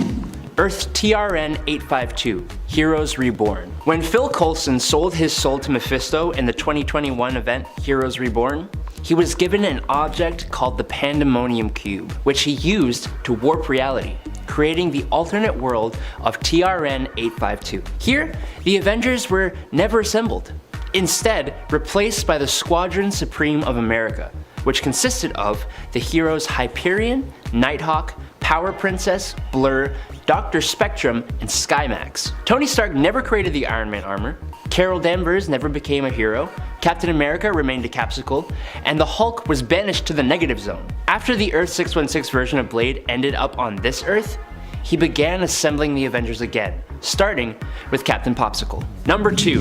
Earth 001, Home of the Inheritors. First appearing in Superior Spider-Man number 33 in September 2014, Earth 001, or Loomworld, is home to the Inheritors, who are a clan of very strong beings who hunt and feed upon the life force of animal totems, specifically spider totems, meaning all the Spider-Man and women of the Marvel Multiverse. Loomworld is also the home to the Master Weaver and the Web of Life and Destiny, which is basically a model of the entire universe and allows for travel to different realities. The Web of Life and Destiny and the Master Weaver were captured by the Inheritor family, who used it to hunt various Spider-Men. The event this takes place in is an awesome one, and if you get the chance, I highly suggest that you give it a read. Number 1. Earth 15513. There was nothing, followed by everything.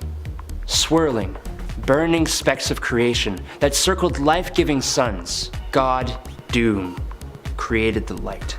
Then there was Earth.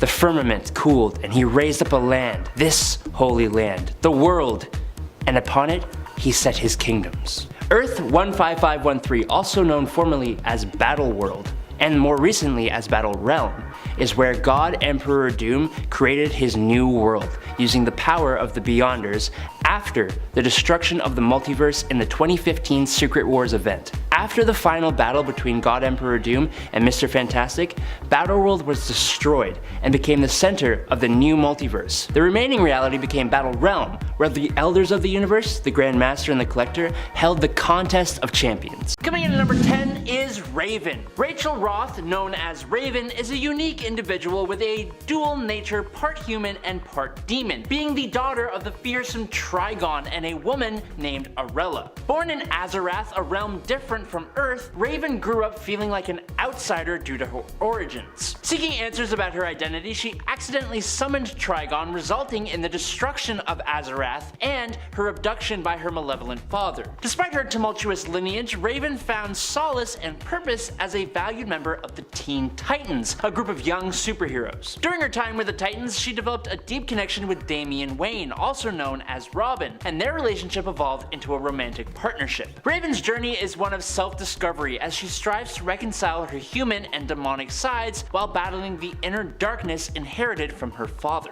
Number 9. Batman. Bruce Wayne, whose parents were tragically taken from existence in an alley by Joe Chill, dedicated his life to becoming the vigilante Batman. You already know this. As a member of the Justice League, Batman joined forces with his teammates to confront a crisis at the Flash Museum. Recognizing the danger of the devices attached to the villains, Batman worked alongside Green Lantern and Mirror Master to disarm them in the lower atmosphere. With those devices neutralized and the villains apprehended, Batman tried to dissuade the Flash from falling into Professor Zoom's trap, but was unsuccessful. The Flash's actions led to the creation of the Flashpoint timeline, erasing Batman and the world as they knew it. After the timeline was finally restored, the Flash visited Batman and shared the events that transpired, including delivering a letter from Bruce's late father. Touched by the message, Batman tearfully acknowledged the Flash, recognizing him as an exceptional messenger. Number 8. Superman. Kal-El, the last survivor of Krypton, was sent to Earth by his parents, Jor-El and Lara, to escape the impending destruction of their planet. Landing in Kansas, he was adopted by Jonathan and Martha Kent and raised as Clark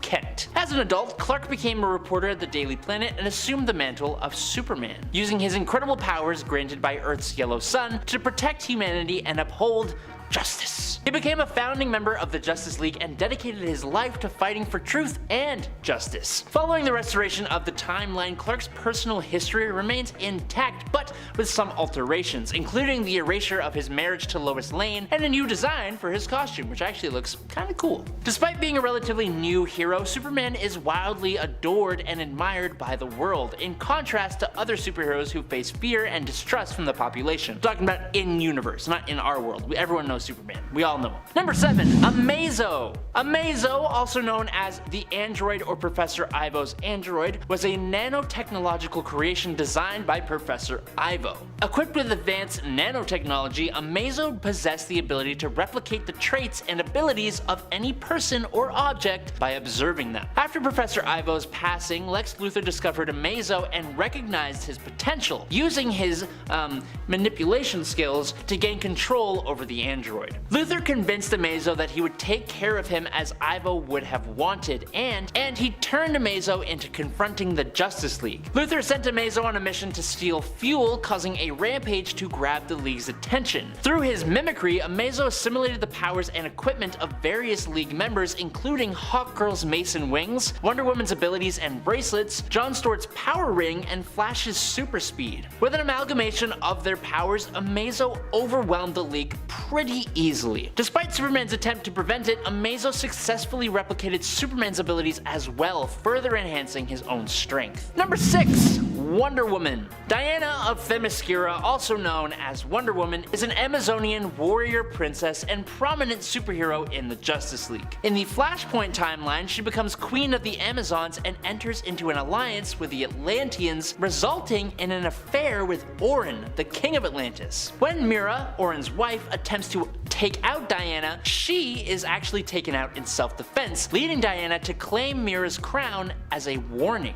Conflict ensues, but after the Flashpoint event, Diana arrives in Washington, D.C. with Steve Trevor to meet the president, only to be confronted by angry protesters who criticize her attire and actions. Discovering the truth through her lasso of truth, she and Steve proceed to meet with the president. Number 5. Swamp Thing. Alec Holland, a brilliant scientist, developed a revolutionary formula capable of solving food shortages worldwide. However, his life takes a dark turn when he is attacked in his lab and left for dead with an explosive device, we shall say. Awakened by the explosion, Alec finds himself transformed into Swamp Thing as he stumbles into the nearby swamp, saturated in his own biorestorative formula. Now connected to the mystical life force called the Green, Swamp Thing becomes the guardian of plant life and serves the Parliament of Trees. He possesses Alec's consciousness and memories, but focuses his efforts solely on protecting the Green rather than protecting humanity itself. When Batman and the Justice League Dark seek his help in locating Felix Faust, Swamp Thing agrees to transport them but refuses to join their fight unless it directly endangers the natural world. Reluctantly, he engages in battle against Destiny at Constantine's request, but he is ultimately defeated when Destiny separates Alec Holland's corpse from his body, causing Swamp Thing to disintegrate. Despite his reluctance, Swamp Thing's presence and powers play a vital role in the struggle against supernatural threats. Number 4. Aquaman. While Aquaman gets made fun of a lot for only being useful in water, sort of, the Flashpoint Paradox movie showed us that under the right circumstances, he can destroy the entire planet. Arthur Curry, the son of Thomas Curry and Queen Atlanta of Atlantis, was born out of wedlock during Atlanta's time on the surface. Although Atlanta loved Thomas and their son, she was bound by her promise and responsibilities to marry the next king of Atlantis. Unable to marry Thomas or raise a half-breed child, she left them at Mercy Reef and returned to Atlantis. When Arthur was young, he disobeyed his father's warnings and dove into the sea, where he briefly encountered his own mother. They shared a tender moment before she vanished, leaving Arthur with a kiss on his forehead.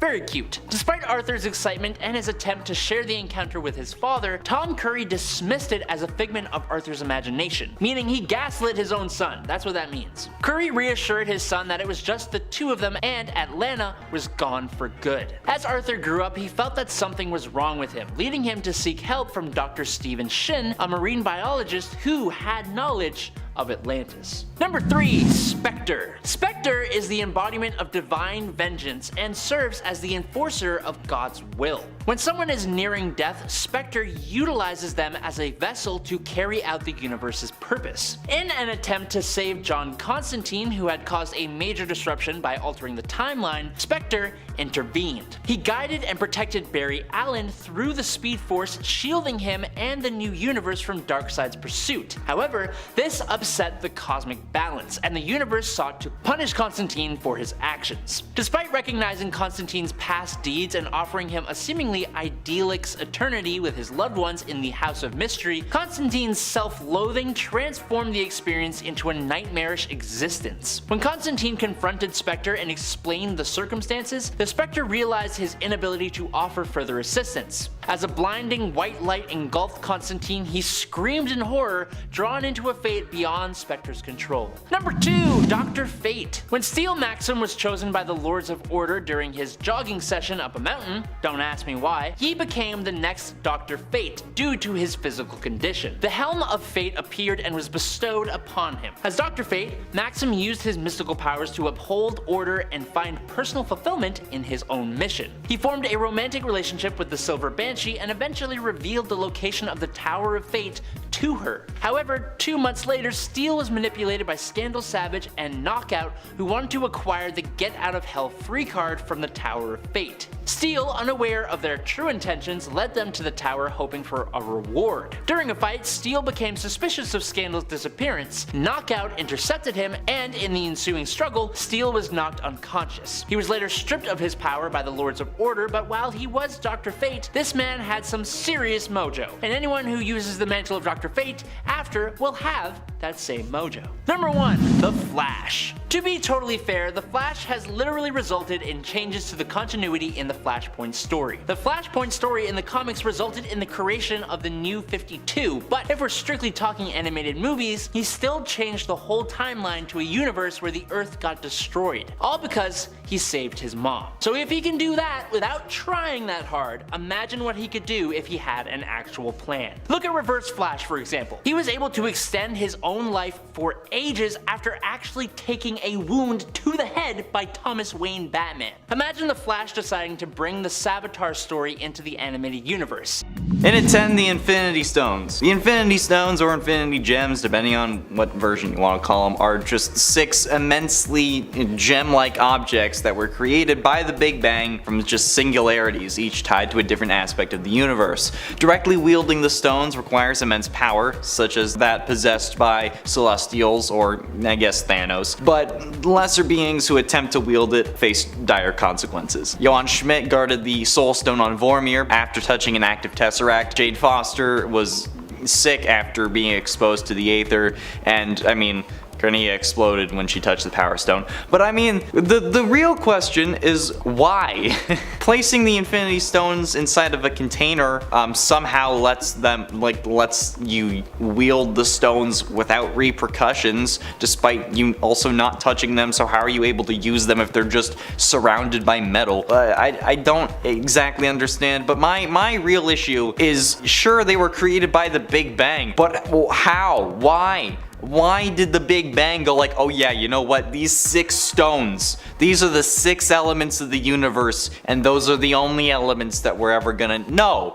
That doesn't make sense. Why? I get that it's comics, blah, blah, come on, bro. God. Number 9. All Black. For those who are unaware, the All Black Necrosword is one of the most powerful items in all of the Marvel Universe. What does it do? It allows those who wield it to create almost anything with it. It is actually a living, breathing sword, or weapon. The first symbiote to have been created by Null, the King in Black, the god of symbiotes. It is his weapon, but he is not the only one who has wielded it. For a while, this was the same weapon Gore the God Butcher used in the comics to slay any gods he came across as punishment for abandoning him and his family despite their initial belief and devotion to the gods. Having this weapon elevates you to a god level in terms of powers, and it is actually linked to an undead celestial. So yeah, not only powerful but also for a long time a mystery to us until we learned of its true origin and connection to Null. And it ate the 10 rings. These 10 rings held the souls of ancient cosmic warriors, each trapped in a phantasmal state within their respective ring. Additionally, each artifact contains a quarantined AI that activated when the rings were separated from their wielders, but these cylinders, or rings, arrived on Earth aboard a starship with a dude who sought refuge in a cave in China's Valley of Spirits after being mortally wounded by frightened locals. I mean, yeah, if a dude shows up in a spaceship, I'd be kinda scared too, not gonna lie. The Mandarin takes these rings and learns to harness their power, wearing them on each finger and then each of them giving him different abilities. When he wears all the rings together, the spirits within influence his thoughts, driving him to resurrect them. But yeah, where did these things really come from, and why are they so powerful? How can rings hold spirits of ancient warriors, and just what is their actual origin? They come out of nowhere. Like, what the hell? I don't get it. Sure, they have an explanation, but they also don't.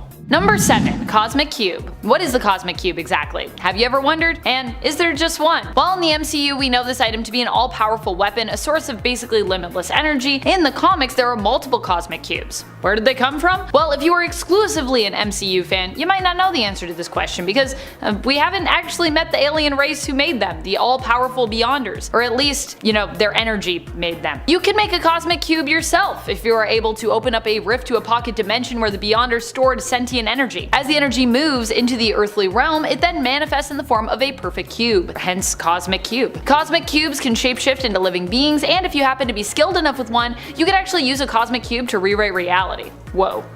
And it's 6. Necro Sword. Don't worry, I'm talking about the MCU one. The Necro Sword is a sword created just... Honestly, I don't remember much of the Thor movie. You heard Amanda talk about it already, but my question is, where does it come from in the MCU, okay? Like, there is no Null in this universe, or at least that we know of. We only know that when Tom Holland's gonna have to fight Venom, it's gonna be because of the Eddie Brock from the Venomverse that brought it over during during No Way Home, and then was never in the movie until the end credits where he was sent back and just dropped a little bit of it. So yeah, unless that ends up being null or ends up being all black, then there's no real god of symbiotes. Even if that is what happens, why is it that the sword exists before or after this? It's like there's no chicken and the egg thing here. It's not, come on.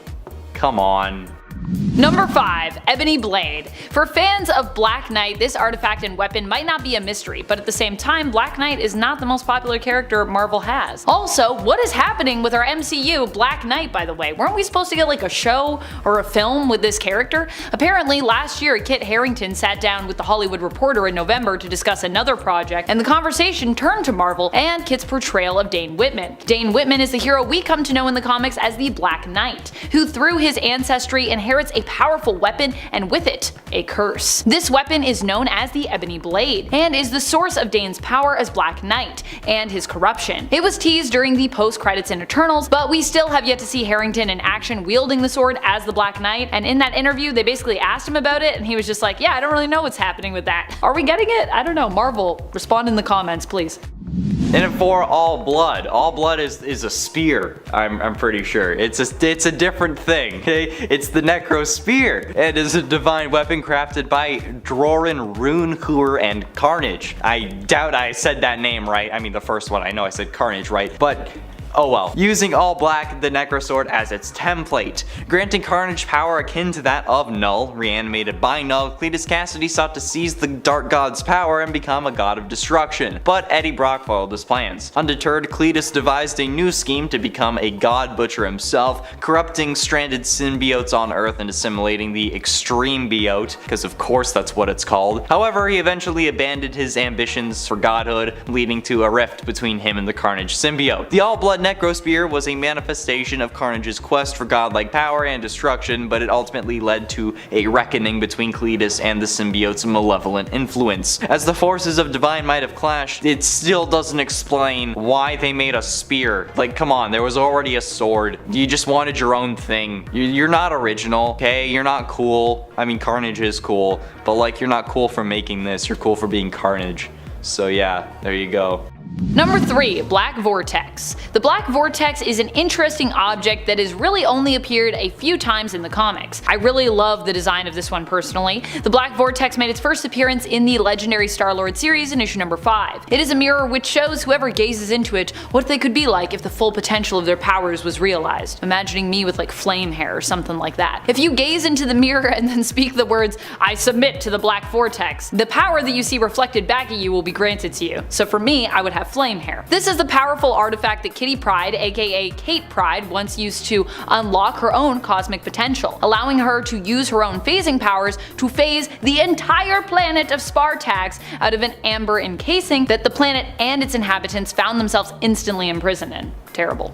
But ultimately, in at number 2, Fake Gauntlet. Okay, the fake Infinity Gauntlet was a recreation of the actual Infinity Gauntlet that was kept inside of Odin's vault in the MCU. A right-handed replica of the Infinity Gauntlet, complete with replicas of the Infinity Stones, was kept in Odin's vault that was guarded by the Destroyer. In 2017, during her takeover of Asgard, Hela came across the gauntlet and declared it to be a fake, knocking it off its pedestal. The gauntlet was eventually destroyed during Ragnarok. However, the issue here is that the Infinity Gauntlet didn't even exist at the time of Ragnarok, or if it did, it had only been made recently, since we see the aftermath of Thanos' visit to Nidavellir in Infinity War. So the reason I'm saying that this is mysterious is because it doesn't make sense to have existed. You could say that it was because of like the Avengers end credits, but that end credits could take place at any time. So how the hell did Odin get a version of the Infinity Gauntlet when there wasn't even a normal Infinity Gauntlet? And finally, in at number 1, Astral Regulator. The Astral Regulator is super mysterious. It has only appeared twice, I believe, in the comics. It made its first appearance in Thanos The Infinity Conflict issue number 1 back in 2018. If the Infinity Gems/Stones existence and power blew your mind, wait till you hear about the Astral Regulators. Each universe is believed to have one, and the Astral Regulators were created directly by the One Above All, basically the Marvel Multiverse's version of God. The One Above All created said regulators to prevent universes from colliding into one another. I wonder why they made that. These artifacts as such are heavily guarded, being stored in hazardous places where almost anything would die. As such, protecting anyone, or most beings at least, from getting to them. Thanos, however, once managed to get to one and was able to take within himself the power of some of Marvel's most important cosmic beings. So that's how bad it is if you let a villain get a hand on this astral regulator, or one of them, because there's many.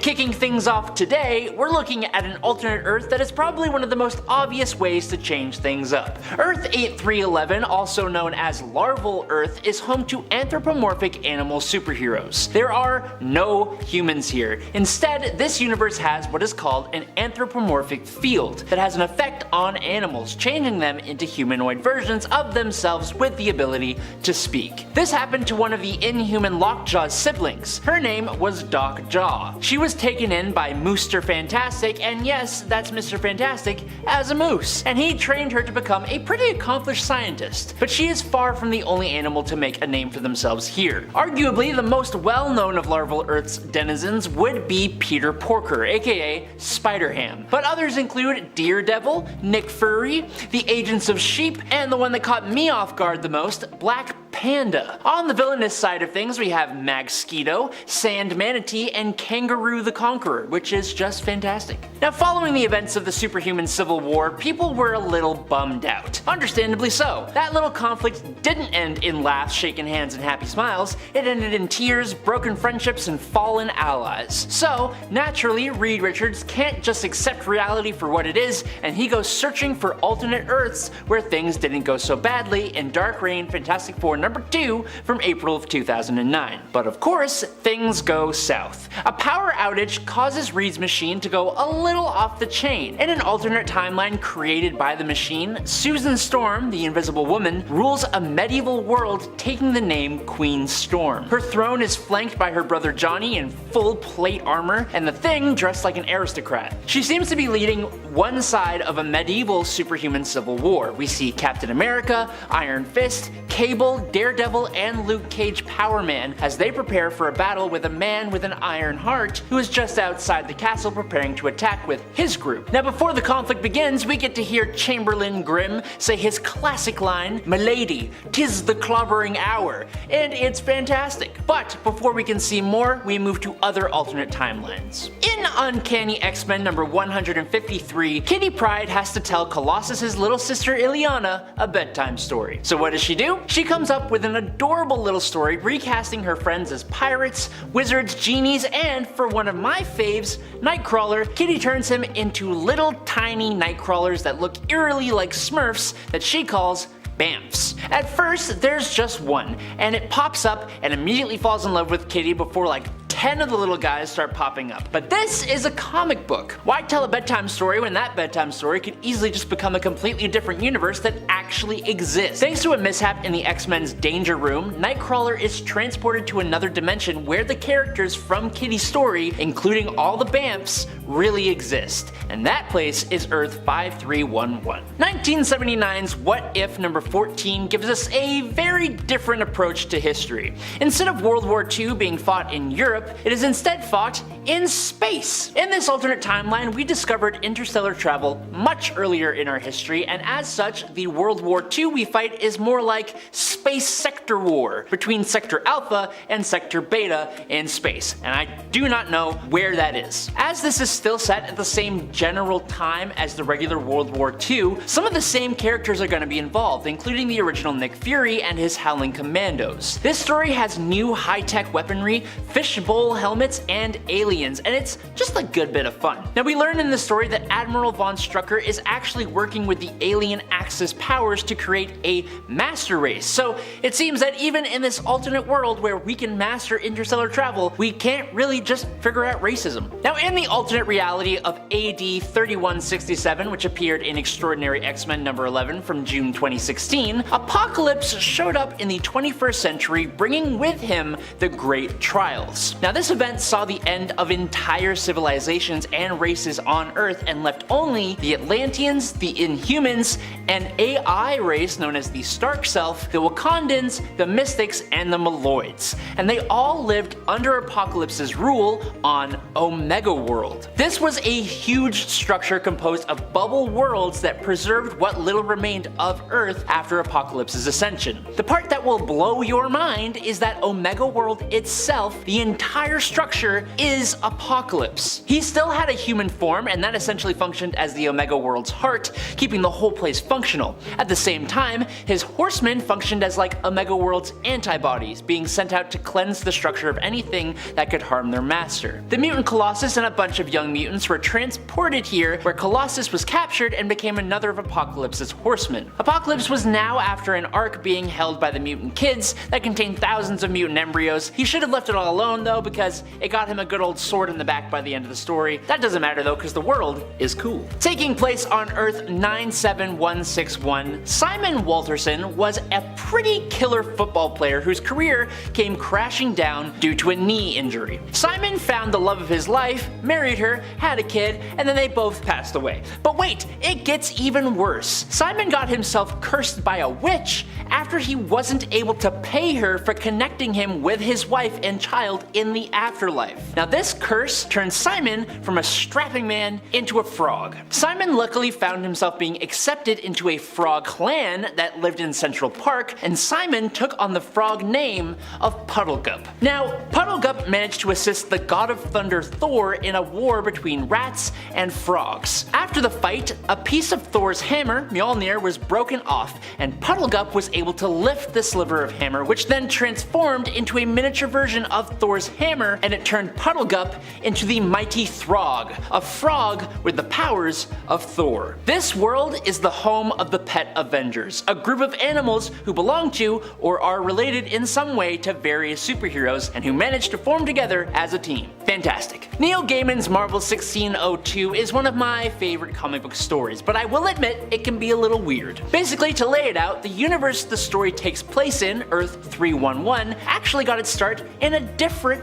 alternate reality. On Earth 460, Purple Man had used his powers of persuasion to become president for life. In that world, most heroes had been hunted down or had died from old age, but Captain America was one holdout. Unfortunately, he is captured and banished away to Earth 616's 1599. But because he showed up in the world, it inadvertently, and for some reason, created an entirely different alternate timeline known as Earth 311. For some reason, the presence of Captain America destabilized reality and began the emergence of heroes and villains into this world who are counterparts to many of the present day heroes and villains of the Marvel Universe that we are used to. Characters like Count Otto Von Doom the Handsome, Witchbreed, who are actually mutants, Thor from the Fantastic, Sir Nicholas Fury, David Banner, all these guys. These are some of the alternate versions of these characters. The story is so interesting, intertwining actual history with superpowered beings, but it's not without its confusing moments, and most of that has to do with how this story's world even came to be in the first place. While originally a crossover advertisement deal between Marvel Comics and Hostess, you know, the company that owns Twinkies, Snowballs, and those cupcake snack pastries, the Spider-Man of Earth 51914 is an official member of the Spider-Verse, being defeated by Morlun in the first Spider-Verse comic in 2014. But Morlun has defeated many Spider Totems, it's his whole thing. This Spider-Man is still more powerful than you may think. This sweet Spider-Man has all the same powers as our 616 Spider-based hero, only has the added benefit of using Hostess snacks as equipment, whether it be to distract, lure, or even reason with criminals, and it even got him out of tight spots in his relationships. Like when he gave Mary Jane a cupcake so that he could slip away to fight crime. The power of sweet pastries should not be undervalued. Now, using his pastry-based equipment, he was able to defeat the Fly, Printout Man, Simon the Evil Swami, Madam Web, Legal Eagle, and an unnamed jewel thief. So yeah, it's not just a sponsor, it's an actual added ability that puts him a cut above. Unfortunately, this all happened before Morlun showed up and sucked out Hosty Spidey's life force, which was apparently quite sweet. Marvel Max was a 2001 imprint for Marvel that focused on more mature adult stories. As a result, the books were pretty over the top, and that was really their selling factor. But some were just incredibly weird, like the Eternal Max. Essentially, the Eternal Max follows the Eternals, but other than being the immortal servants of the Celestials, these guys are quite different. Taking place just before the dawn of mankind, the Eternals had been serving the Celestials for thousands of years, traveling from planet to mine resources. When the Eternals arrive on a planet, they genetically modify some of the local intelligent life into artificial Eternals, which they call deviants, and they use them as manual labor to make the job easier. When they arrive on Earth though, they do the same thing, turning the proto-humans into deviants. But these deviants are shockingly similar to the Eternals, who are also shockingly similar to us. Now, in the past, the Celestials wiped out every single one of the female Eternals in order to force the male Eternals into servitude. So when these new deviants are created, the male Eternals get all googly-eyed for the female deviants. A large number of the Eternals go against the rules and teach the deviants how to communicate, and they begin to procreate with them. This leads to essentially a mini civil war among the Eternals between their leader Icodin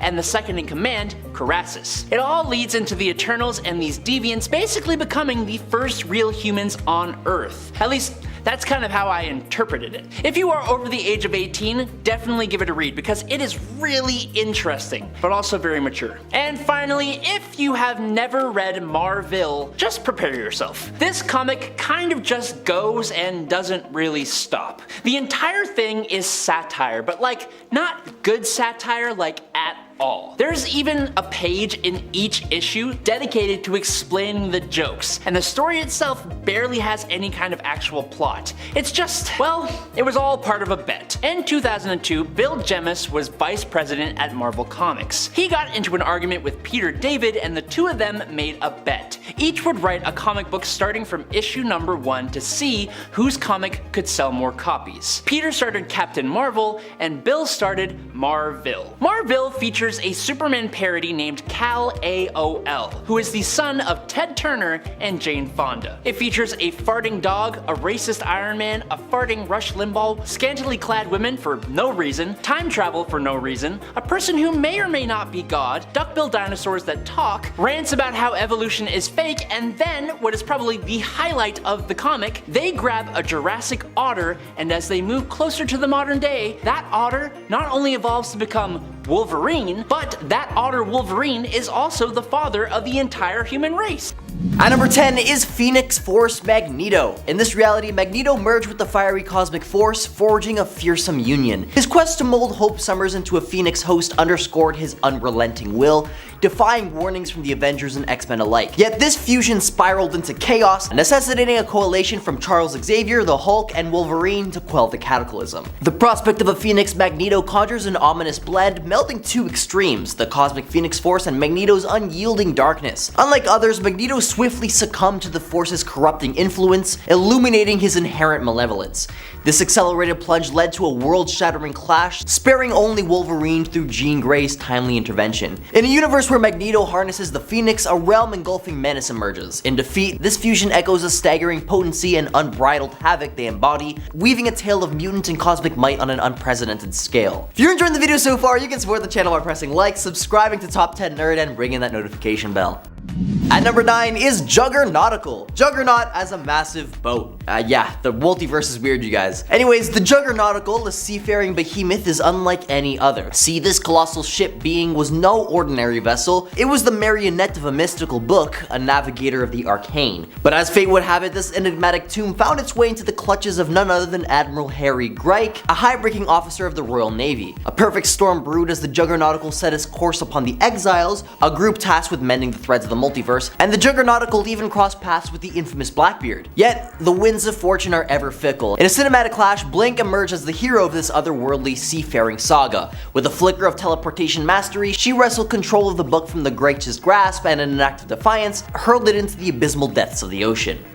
At number 8 is Sabertooth. I mean, it's a team up of Sabertooths from across the multiverse, so I'm calling the team the Sabertooth. In an alternate reality, a ferocious female Sabertooth is abducted by Graydon Creed, who's on a mission to eradicate versions of Sabertooth across the multiverse. She's imprisoned with other Sabertooths, all of whom have their power suppressed. Together they break free, confront Graydon, and after a fierce battle, banish him through a portal. United by their experience, they opt to stay in Earth 616, seizing a spaceship to embark on their own interdimensional adventure.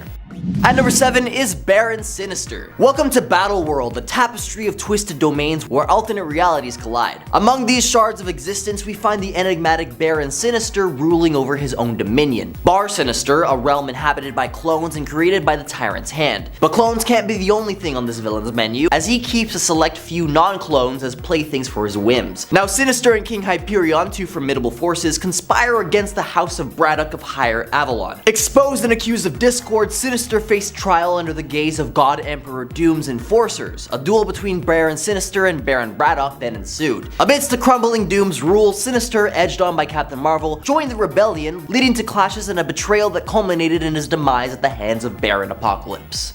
At number 6 is Dark Phoenix Mystique. So this Mystique story is pretty familiar, shadowing the path of her mainstream self up until King Loki decides to give his brother Thor a run for his money with a Harley dose of suffering. During all this, Mystique decides it's time to settle her score with none other than Logan, aka Wolverine. She whips out this Phoenix Blaster, yeah, you heard me right, stealing away the Phoenix Force from him and spreading his body parts across the vast expanse of the multiverse. Her stint as the Dark Phoenix lands her a recruitment offer from the Multiversal Masters of Evil. These folks go on a multi-reality rampage, taking out prehistoric heroes left and right. Cue the showdown as they target Earth 616 prehistory. The prehistoric Avengers then team up with time-traveling counterparts for a 9-day cosmic brawl. But ultimately, Dark Phoenix Mystique faces her reckoning, confronting the forces of creation and meeting her end in the torrent of the first firmament. At number 5 is the Pyro Nightcrawler Chimera. Imagine a world where Pyro and Nightcrawler's DNA are blended together like a mutant smoothie. Now this flaming hot chimera finds itself in the company of the Legion of the Night, a group of shadowy teleporting amalgamations created by Mr. Sinister. Their latest escapade involves a rather daring ambush at the Sanctum Sanctorium, but hold on, there's a little bit of a twist. After Vox Ignis uses her Scream of Change to instill some morals and values into some of the clones, the reformed members of the Legion found themselves in a clash of ideologies with their steadfastly sinister comrades, and the inevitable showdown followed. A brawl that pitted reformation against loyalty, and well, I'm not gonna spoil the ending, but let's just say things got heated, pun intended.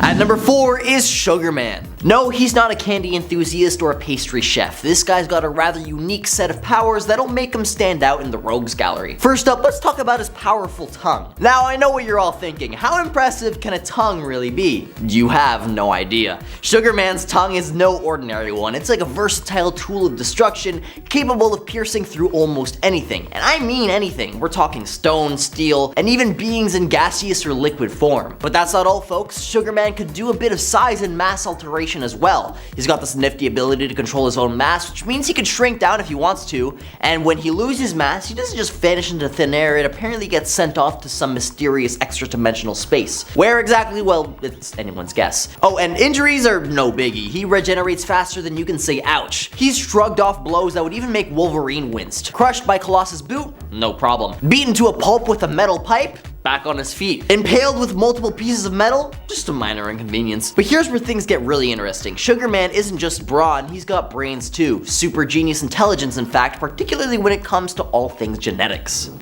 At number 3 is Omega World Apocalypse. In the far alternate future of 3167 AD, civilizations crumble, races vanish, and the survivors, the Atlanteans and humans and the Stark Self, Wakandans, Mystics, and Moldoids, find themselves under the oppressive rule of Apocalypse in a place called Omega World, a sprawling structure where Apocalypse has essentially become the heart, turning what remained of Earth into what's essentially an extension of his body. His horsemen, now acting as sort of antibodies or white blood cells, would cleanse the Omega World of anything which would cause him harm. Long story short, Apocalypse gets himself a fatal knife to the back by Nightcrawler, causing Omega World to crumble.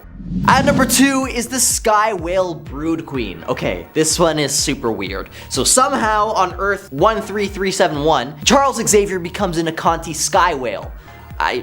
I can't even look at it. For those listening, imagine a giant cosmic whale with fleshy skin and a pupilless human face. It's truly a bizarre sight to be seen. But things get even more bizarre as our good old Xavier Sky Whale hybrid gets taken over by none other than the Brood Queen, set out on conquering the Marvel Universe and using Xavier as a vessel to transport her alien brood. Now, despite being telepathically controlled by the Brood Queen, Xavier's mental fortitude allowed him to keep most of his powers a secret from her. After teleporting to Earth 616, the Brood Queen was exterminated by the Extreme X-Men. Once freed, Char Whale's Xavier, I like that one, Char Whale's, no, asks Dazzler to end his life as he knew that in this form he was weak and could be dangerous if controlled by a more powerful mind. Get dumped on, Brood Queen. And at number 1 is President X. In this alternate universe, Charles Xavier, who never establishes Xavier's School for Gifted Youngsters, decides to become a politician instead. And yup, that's all it takes for Xavier to become the evil polar opposite counterpart to his 616 version, becoming completely wrathful, cruel, and a sadistically megalomaniacal tyrant desiring nothing but total control over everyone around him. Cause remember y'all, absolute power corrupts absolutely. Though he's never revealed to be a mutant himself, it's speculated that Xavier's telekinetic abilities aided him in tracking down mutants across the nation. A stark contrast to his Earth 616 counterpart, this Xavier exhibited an authoritarian and cruel rule, causing protests notably from billionaire Anthony Stark. The catalyst for change arrived as Stark formed the Avengers specifically to counter Xavier's regime. Unfortunately, Xavier's response proved devastating as a missile targeted the Avengers' Quinjet, obliterating its occupants. This tragic loss included iconic figures like Iron Man, Captain America, Thor, and other. Wait, Thor? Hold up, he took out Thor with a missile? Okay. With big players gone, Xavier's oppressive reign expanded further, with all mutants confined to a grim prison in Texas, subjected to his psychological torment and horrifically abusive tendencies, even torturing some of them to their demise while subjugating the survivors to cruel experiments in an effort to control their mutations for their own good. This dark incarnation of Xavier remains a chilling portrait of power-driven malevolence, unafraid to exercise a ruthless authority. Coming in at number 10 is the tale of Ice Giant Thor. A perfect what-if tale. It's almost surprising that it wasn't done before this point. In What If Thor in 2018, we get the story of what if Thor was raised by frost giants instead of Loki being raised by Asgardians.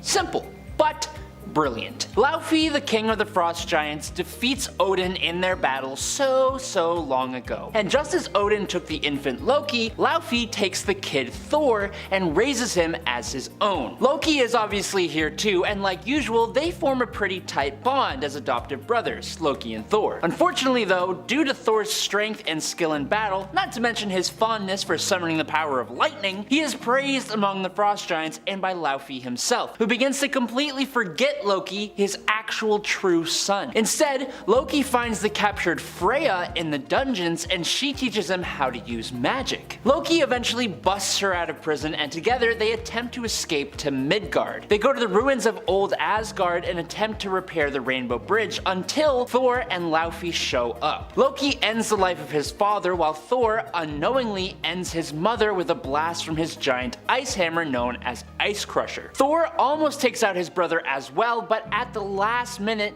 he lets him go. Now we don't know what happens next, only that Loki went to Midgard, had kids and a family, and apparently became a hero. It ends on a rather sweet note, and I think that's lovely. Number 9, Fantastic Four as cosmonauts? Next, let's explore the what if story that begs the question of what if the Fantastic Four were Russian. Well, for starters, their name is different. In fact, actually, they're pretty much all different. Now called the UFFF, or the Ultimate Federalist Freedom Fighters, the team is made up of Rudion Richards, the commie Reed Richards, who instead of stretching can just pop off his limbs and send them out over long distances, which is way more alarming than having to stretch. Natalia Romanova, the 616 Black Widow, is also on the team as Widowmaker and can control electromagnetic energy. Pyotr Rasputin is also on the team, but he's still just Colossus and has all those powers, except his body and mind are deteriorating over time. And lastly, his sister, Ilyana Rasputina, is also on the team, who seems to have the powers of Sue Storm, but we only ever see her go invisible, which is way less cool. Deadpool. After the demise of Stalin in this history, the team is put under the KGB control, and Rudd Richards, easily the strangest member of the team, is not okay with it, especially after he accidentally ended the life of Giant Man while on a mission. Widowmaker makes widows of the wives of the leaders of the KGB, and the superhero team goes on to fight for freedom and equality, which is not at all how I thought the story would go. But hey, it's good. Number 8. Jane Foster becomes Thor. Now, thankfully, Jane Foster as Thor has happened in the true 616 continuity, and it was really awesome. But here, it's a little different in this What If story. Number 10, actually. It is Jane Foster who first picks up the hammer Mjolnir, not Donald Blake. In this story, Jane accompanies Dr. Blake on his trip to Norway, and when he drops his cane into a ravine in the original, she instead goes down there to get it for him. Striking the stick on the ground, just like Donald Blake would have, she becomes Thordis. Yes, Thordis. Unlike the modern interpretation, a female wielding Mjolnir gets an entirely new name in this What If. Wielding the power of Thor, Thordis fights off the Saturn Rock people and then turns the cane that she seems to have just stolen from Donald Blake into a hairbrush to better fit in with her feminine alter ego, I guess, because men don't use hairbrushes. She has pretty much the same adventures as Thor, but crucially, she is rejected by Odin for not being a man. Oh, and for some reason, Sif gets with Donald Blake, which is kind of weird. This tracks all the way up until the events of Ragnarok, when Odin decides to give the hammer back to Donald Blake because he can't accept Jane as Thor. And then, as thanks, he turns Jane into a different god and then marries her. It's kind of gross, it's kind of really strange, it's kind of uncomfortable, but luckily it's only a story that comes from asking the question, what if? Number 7. World War II Space Nick Fury. 1979's What If number 14 gives us a very different approach to history. Instead of World War II being fought in Europe, it is instead fought in space. In this alternate timeline, we discovered interstellar travel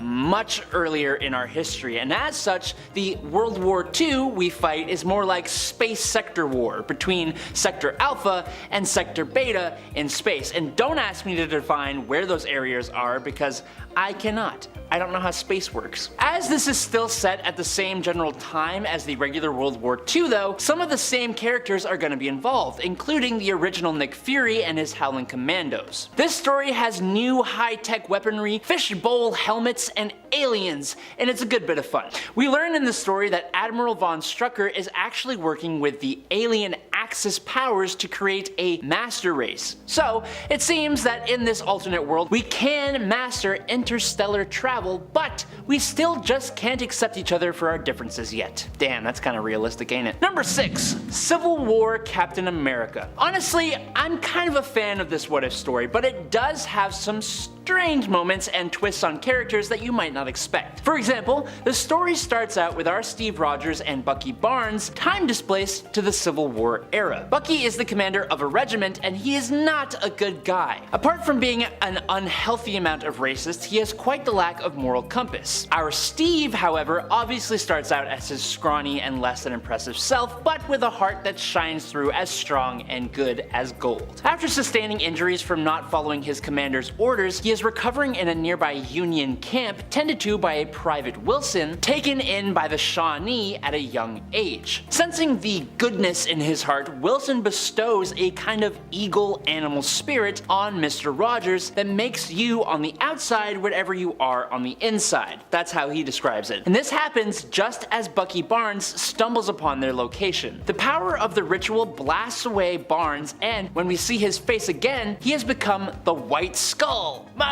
Which, I mean, you could just call him the Skull because skulls are white, but whatever. Steve, on the other hand, has become a mystical super soldier wielding a shield and sporting a headdress. It's insane. He goes on to save presidents, end the war, and leave a lasting legacy of Captain and General Americas that continues all the way to the modern day. Number 5. Barbarian Hulk. Alright, this one requires a bit of unpacking. So, in issue 23 of What If, the Incredible Hulk has fallen in love with a woman named Jarella, a green-skinned queen from the subatomic world of Kai who was brought back to our world when the Hulk was unshrunk in the actual continuity.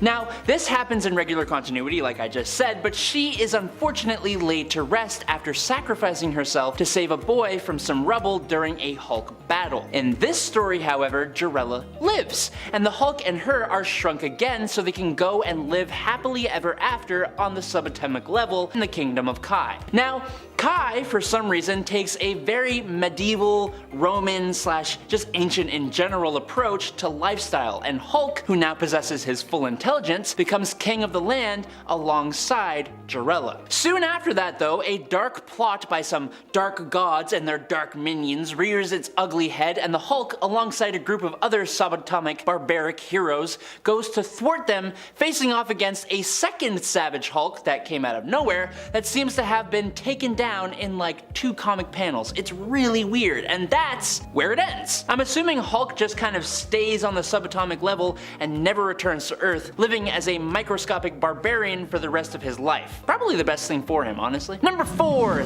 Thanos. Okay, so bear with me here. In the What If Infinity Dark Reign story, Norman Osborn, after becoming the director of Hammer and the Dark Avengers, figures out how to get his hands on the Infinity Gauntlet, defeating the Illuminati and all the heroes and becoming the Goblin King. Now, using the gauntlet, he creates a world completely under his tyrannical rule, and he teleports his horrible father from the past to show him the things that he has done in an attempt to get his father's love and admiration, something he has never had and still doesn't, honestly. His father begins to bash him for becoming a tyrannical ruler, which is a little worse given the fact that it was his father's fault that Norman even turned out this way. Teleporting them both back to the Dark Avengers base, the entire team has been wiped out. And as Norman is trying to figure out what happened, it's revealed that Thanos has shown up to collect the gauntlet in his awesome Thanos fashion. It's actually pretty sweet. Unfortunately though, not even the Mad Titan is a match for someone wielding the gauntlet, and he is dispatched. But not before he tells Norman that he is trying to get the love of someone who will never give it to him. After Thanos is gone, Norman's father, being forced by the Infinity Stones, begins to tell Norman how great he is, and Norman loses it, wiping his father from all existence, all time, and all space. Which was dumb, because now Norman Osborn's existence is a paradox, and he, and this world that he created, fade into nothingness. So yes, Thanos is the hero here in a very, very weird way. Number 3, T'Challa Star-Lord. One of the better, if not weirder, episodes of Disney Plus's What If animated series revolves around a universe where instead of Peter Quill, it was actually Prince T'Challa of Wakanda who was abducted by the Ravagers all the way back in the day. T'Challa, as the new Star-Lord, convinced the Ravagers to become a Robin Hood-like group who steal from the rich and give it to the less fortunate. Under his leadership, they became icons, and they saved a lot of people, recruited and persuaded lots of heroes and villains to join the Ravagers to help the galaxy, one of which even being Thanos. T'Challa heard of the orb on Morag, the one from the beginning of the Guardians of the Galaxy movie, and he goes there to retrieve it, being stopped by Korath the Pursuer just like Peter Quill was in the movie. Unlike Peter though, Korath actually recognizes T'Challa as Star-Lord, and he joins up as well. He saved Peter Quill from Ego, saved Drax's family, got Nebula and Thanos to reconnect, and even stole a device from the Collector that could terraform ecosystems and save entire planets from starvation caused by overpopulation. You know, the entire thing Thanos was trying to fix. He eventually joins the Guardians of the Multiverse to fight the insanely powered Ultron, but that's a story for a different time. Number 2, Spider Actor? In this What If number 19, Peter Parker makes the simple decision of stopping the robber who would go on to take Uncle Ben's life. That simple act robs Peter of the lesson of the responsibility of having great power, and instead he turns to a life in the public eye. Now, as an actor, Peter Parker turns his focus towards making films and protecting his reputation at almost any cost. He becomes the publicist for both the Avengers and the Fantastic Four, as well as Daredevil, all while still retaining his Spider-Man persona. He even gets a cool cape for a little bit, and that part is, I think that's like the cherry on top of this whole story. Now when JJ exposes him to the public though, we see a bit more of an edge to the Spider-Man when he threatens him and even eventually ends his career, which comes back to bite him when Jonah forms the Sinister Six, including himself. And he's not really impressive in that team, he's just kind of there. It is only after Daredevil jumps in to save Peter and fight the villains that Peter does actually learn that old power and responsibility thing, and it all goes thumbs up from there. And finally, in at number 1, Intelligent Design God Hulk What If Planet Hulk. That's a long title. Most comic book readers, and especially fans of Marvel and the Hulk, know of the storyline where the Illuminati banished the Hulk from Earth to send him to another planet. He ended up crash landing on Sakaar and became a gladiator turned liberator turned ruler of the planet until his ship self-destructed, taking out his family and bringing him back to Earth with a vengeance that no guilty person was safe from. What if Planet Hulk ends up asking the question, what if the Illuminati's banishment had hit its original target? Now in this story, Hulk lands on an incredibly peaceful and serene planet. And sure, he goes a bit ragey at first because he just got banished from Earth, but he eventually realizes the planet is inhabited by a race of peaceful creatures. Little tiny peaceful creatures. Over long periods of time, the Hulk helps this race to evolve and become a thriving civilization. They end up viewing the Hulk as their god, and he basically acts as one that leads them to wealth and prosperity. It's one of the few Hulk stories that doesn't end in tears, and I'm more than happy to talk about that for that reason alone. Gotham by Gaslight, like most Elseworld stories, is just super freaking cool. It's such an obviously brilliant concept. Take Batman, the greatest detective, plop him in the Victorian era, and have him take on one of the most compelling unsolved serial killer cases in history, Jack the Ripper. But then they go and make it even cooler by having Jack move to this really awesome Victorian Gotham City and give Batman and the Ripper a personal connection. The story even sees Bruce accused of being the killer himself, which adds yet another layer on top of everything else. Also, we have to talk about how incredibly cool the art style in this comic is, which came from Mike Mignola, who created Hellboy, and it just works perfectly in this Victorian setting. It's actually just a big old treat to read. Gotham by Gaslight was one of DC's most successful Elseworld stories, and it got expanded on as Earth 19 with even more Victorian-era steampunk-style DC heroes, including the Atom, Green Lantern, and Wonder Woman, not to mention versions of a bunch of Batman's rogues gallery. Next up, Earth 47 is home to a version of the Justice League known as the Love Syndicate, whose members include Sunshine Superman, Shooting Star, who is actually Bruce Wayne, who got inspired by a shooting star instead of a bat, Speed Freak, who is a speedster, obviously, Brother Power, who is a mannequin brought to life by a lightning bolt, Prez Rickard, who is the immortal president of the United States, and the Magic Lantern, who is just a Green Lantern that literally looks like Shaggy from Scooby-Doo. It's fantastic. As you may have noticed, it's all love in this universe, with everything being seemingly inspired by the 70s, and everyone just being pretty darn groovy. This universe first appeared in Animal Man number 23 and unfortunately got removed by the Crisis on Infinite Earths, but luckily, Grant Morrison liked it so much that he brought it back and included it in his Multiversity guidebook, meaning it can totally come back at some point. Next up, the Linear-verse is an alternate reality where the people age so slowly that it's almost safe to say that they don't age at all. Batman began his career in 1939, with his youth lasting for decades instead of the normal aging of a human. In a way, this kind of represents how comic book characters seemingly never age and grow old, except in certain stories. Now, by the late 20th century, the world had most of its superheroes, and after this point, things get a little whack and just kinda go completely off the rails. Earth became a dystopia ruled by the wealthy, which is a little bit too real, and a great disaster was foreseen that actually came to pass. Then, the world became very similar to the one in the Earth AD storyline. Anthropomorphized animals had become the rulers of the planet, with humans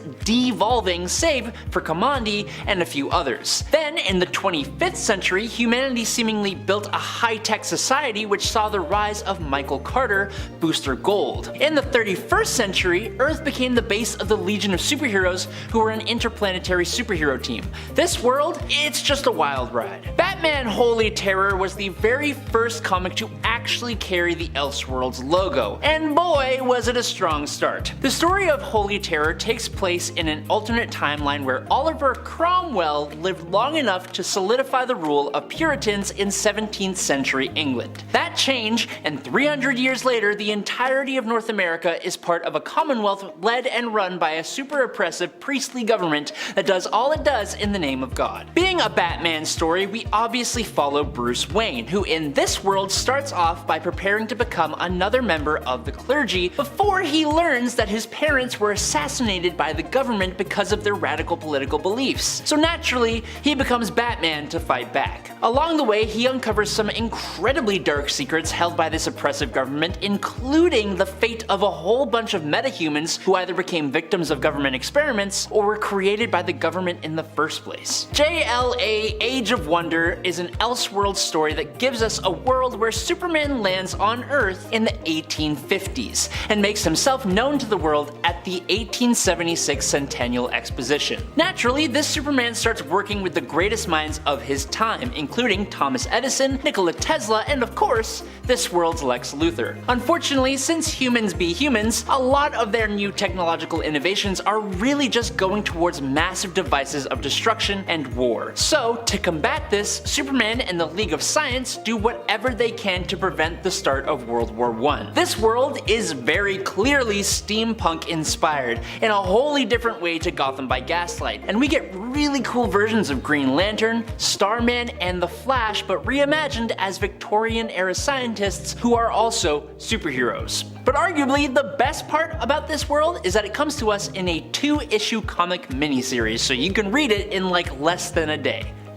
Tangent Comics was a DC Comics imprint created in 1997 and was made up of various one-shots focused on creating all new characters using established DC names like the Joker, Batman, the Flash, etc, etc. Now the Tangent universe, also known as Earth 97, radically diverged from our own timeline thanks to the appearance of metahumans who interfered in the Cuban Missile Crisis, which escalated drastically, leading to a limited nuclear exchange that resulted in the obliteration of both Florida and Cuba. Now the heroes of this world are pretty radically different. For example, this world's Flash is actually the first human born in space who gained light-based powers. Wonder Woman is an exiled warrior from another planet, which is, somewhat similar. And Green Lantern is a mysterious character who can bring back the dead. Next up is the Survival Zone. Now, the Survival Zone is a world that has had only one very tiny appearance, but the appearance it had seems incredibly hilarious. In the classic version of Supergirl's origin story, the Survival Zone is a pocket dimension discovered by Kara's pops, Zor-El, before the destruction of Krypton. Now why is it called the Survival Zone? Oh, let me tell you. It's called the Survival Zone because it's where Zor-El and Allura had run off to survive the destruction of the Kryptonian homeworld. The absolutely hilarious part about the Survival Zone is that Zor-El seems to have just decided that he wouldn't tell a single other soul on Krypton about the existence of a surefire way to save millions of Kryptonians. Instead, the pair saved themselves and avoided the destruction of everyone and everything they've ever known. Appearing in Superboy number 95, Earth 95 is a world that kind of makes no sense. And it's all because of how it is that the heroes even get there. Well, actually, for starters, what's really weird is that this comic's main heroes include both of Superman's parents, Jor-El and Lara. Instead of traveling to this alternate Earth in any of the ways we have ever seen before, Jor-El and Lara actually have to make their ship bigger and bigger and bigger in order to get there. Now we've seen stuff like this with concepts like a microverse, so I guess going from a microverse to a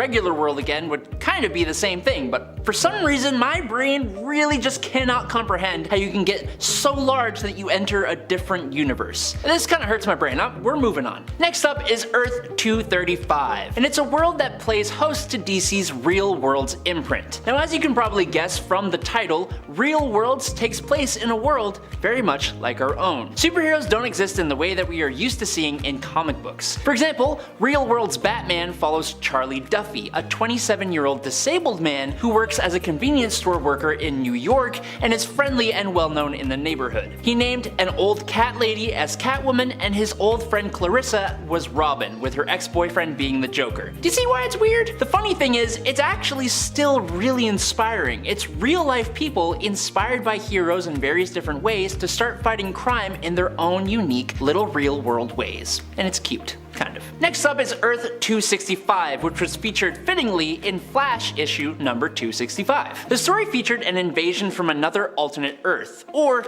the denizens of that Earth were in danger of being struck by a comet, and they decided to vibrate their Earth fast enough that it would swap places with the main universe Earth, sparing their world and destroying ours instead. It's a rather interesting concept in a rather interesting early Flash comic, but the story isn't the part that's weird. I mean, yeah, it's weird, but the really strange part comes when we finally meet the denizens of this alternate world. The dominant species on this Earth have evolved not from apes like us, but from cetaceans, so dolphins. Naturally, they are like bluish, purplish, gray color, and they have pointed ears like elves. It's weird, I don't know. Number 10. Codex. Step into the thrilling reality of Earth 1051, where Dylan's dark side is unleashed, transforming him into the formidable villain known as Codex, a force to be reckoned with. In this reality, Anne Wang becomes Venom instead of Eddie Brock after Peter Parker rejects the symbiote. As time goes on, Venom takes on an armor-like appearance and changes their name to Agent Venom. With the Venom symbiote, Anne ends up giving birth to a child, a half-human, half-symbiote boy named Dylan. However, in this reality, Dylan doesn't become the hero that we know him to be, but instead a villain after falling under the influence of the powerful symbiote god, Null. Under the name of Codex, he seeks to conquer the world, and Anne, as Agent Venom, is one of the heroes who rises up to stop him. But despite their best efforts, Codex proves to be an insurmountable foe, and the fight to save the world becomes an epic battle of good versus evil. And friends, before we move on to our next point on this list, if you love what we do here at Top 10 Nerd, be sure to show us you love us by clicking that like. Number 9. Zombie Carnage. Elsa Bloodstone ends up running into the zombified version of Carnage, or what's left of it, in Volume 2 of Marvel Zombies, issue number 2 from 2015. Her and the kid she is traveling with, whom she calls Shut Up, no seriously, that's what she calls them, ends up in a trap Carnage has laid out that Elsa referred to as its scab web. Yes, it is as gross as it sounds. This version of the villain has been reduced to just the upper torso and appears to be covered in little blood blisters. It finds itself defeated after its head is removed from its body and used as a projectile by Elsa, and its body, or its scab web, is unleashed but subsequently is set on fire by a man who appears to be Ranger Warren Worthington but is actually a zombie Mystique in disguise. Dun dun dun. While this version of Carnage is defeated here, who knows how many before Elsa arrived had fallen prey to it. Also, I love how it kind of takes like another zombie to take out another zombie, you know what I mean? Number 8. What if the alien costume had possessed Spider-Man? In What If issue number 4, we find out the answer to this question. Here, Peter didn't realize until it was too late what his black suit truly was. No longer able to seemingly separate from Venom, Peter remains stuck with the symbiote. Although he attempts to get help, Venom uses its camouflage powers to make them impossible to find, also taking control of Peter whenever he attempts to contact Black Cat to actually get help. When Venom does end up in a battle with the other heroes, the symbiote jumps ship to Hulk, making it now one of the most powerful symbiotes there is, and leaving Peter drained of life energy. Appearing as a frail old man, Peter would soon pass away, dying of old age once he was abandoned. In another confrontation, Venom once more leaves Hulk for Thor, attempting to bond with him permanently. Even worse, it would take Black Cat's strong convictions and powerful weapon to defeat this alternate version of Venom. Number 7. Venom. One of the alternate versions of Venom is actually also a version of Gwen Stacy. This version of the character hails from the Earth 65 reality, Spider-Gwen's home reality. Here for a time, Gwen Stacy, often known as Spider-Woman, Spider-Gwen, or currently Ghost Spider, bonded with the Venom symbiote. In this reality, the Venom symbiote was created in a lab by Dr. Elsa Brock. It was used to return Gwen's spider-like powers to her through bonding with her. This version of the symbiote is seemingly made up of jelly-like little spiders which can come together and even shapeshift. However, However, this version of Venom was created based on basically alien spiders. Initially, Gwen attempted to resist the offer to bond with the Venom symbiote because it was offered to her by her enemy, Matt Murdock, who in this reality is a bad guy. I know we're used to Matt Murdock being a good guy, being Daredevil and all that stuff, but here, not his deal. Number 6. Aunt May. I bet you would never think of Aunt May when it comes to a strongest symbiotes list, but hey, here we are. This version of Aunt May is basically a monster being an alternate version of the character from Earth 616, but also an alternate of technically another alternate, Aunt May Spider-Man. When encountering this alternate version of herself, Spider-Man, Earth 3123's Aunt May, and Miles Morales of the Ultimate Universe 1610 must team up to take on this alternate Aunt May version of Carnage. Carnage May and her Earth's Peter and Uncle Ben work together trying to basically take out their other counterparts across the multiverse, as they believe the existence of the multiverse proves that nothing really matters. That's how they see it anyways. They are a force of chaos and death, and this version of Carnage is so deadly that she actually proves to be too much for Miles and Spider-Man alone. Number 5. Edward Sachs. Edward Sachs is a little bit higher up because of just how terrifyingly massive and evil he is. This version of Venom has taken up a job in politics and appears in the Spider-Man Reign story as the aide to the mayor of New York, who here is Mayor Waters. He hails from Earth 70237. Edward Sachs, as he is referred to, though, appears to actually be the one who is pulling the mayor's strings, and seems to have more control than most aides over what goes on in the city of New York. He has also been working to bring back the Sinister Six. Oh boy. He also made thousands of copies of the Venom symbiote and is responsible for Web, a security group responsible for preventing anyone from leaving the city. It's a very dystopian, dark reality, Spider-Man Reign. So if you want to be a little bit depressed, go check that out. Number 4. Ultimate Venom. There are a couple different versions of Ultimate Venom on the Earth of 1610, the Conrad Marcus version and the Eddie Brock Jr. version. This alternate version of the Venom symbiote was created to be a cure for cancer, as opposed to being an alien entity from outer space, and as such, its healing and regenerative properties supersede even the Earth 616 version. Like in the Tom Hardy Venomverse, however, this suit can only bond with specific people, and if it isn't compatible with you, it'll kill you. This gigantic powerhouse of a symbiote has been shown to be stronger than both Miles Morales and Peter Parker of Earth 616 combined. Number 3. Grendel Symbiote. While this is still technically Cletus Cassidy as Carnage from Earth 616, some may consider the Grendel symbiote to be a different version of Carnage altogether, since the Carnage symbiote itself at this point in the story is kinda dead and gone.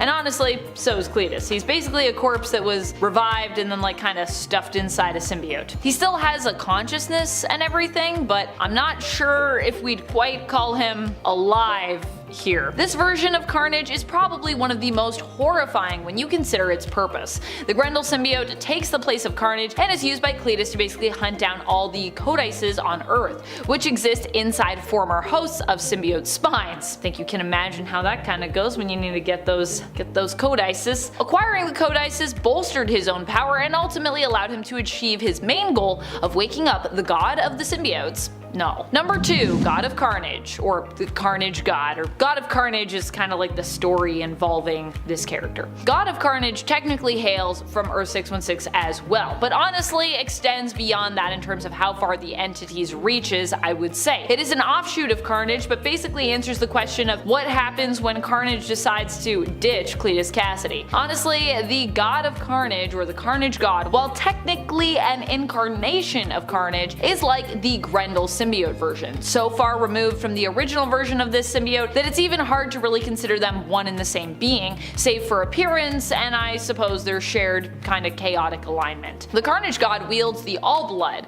his own God Butcher weapon, an alternate version of the All Black Necrosword. This alternate version of Carnage is also very different in the fact that it doesn't have a host. At this point, seeing hosts as a distraction from its own purpose and plans, who were basically previously holding Carnage back, so they don't mess with hosts no no more. Number 1. Carnage Cosmic. There was a time when Carnage actually ended up going cosmic in terms of his power source and level. The Carnage symbiote at one point jumped ship to Norrin Radd, one of the Heralds of Galactus. While in the main continuity the bond between them did not last, there is a what if comic that imagines what could have happened had the bond between them remained. In the end, in this alternate reality, in order to prevent Carnage from having too much power and control over him, the Silver Surfer regains control for long enough just to hurl himself, along with Carnage, into the sun. However, apparently that wasn't actually the end, as somehow the two survived this, reappearing again in the 2013 comic Longshot Saves the Marvel Universe issue number 3, probably honestly thanks to the Silver Surfer's powers, not necessarily the powers of Carnage, since the symbiote is like very susceptible to fire damage. So you think going to the sun, you'd think that'd be it, but apparently not. Apparently not.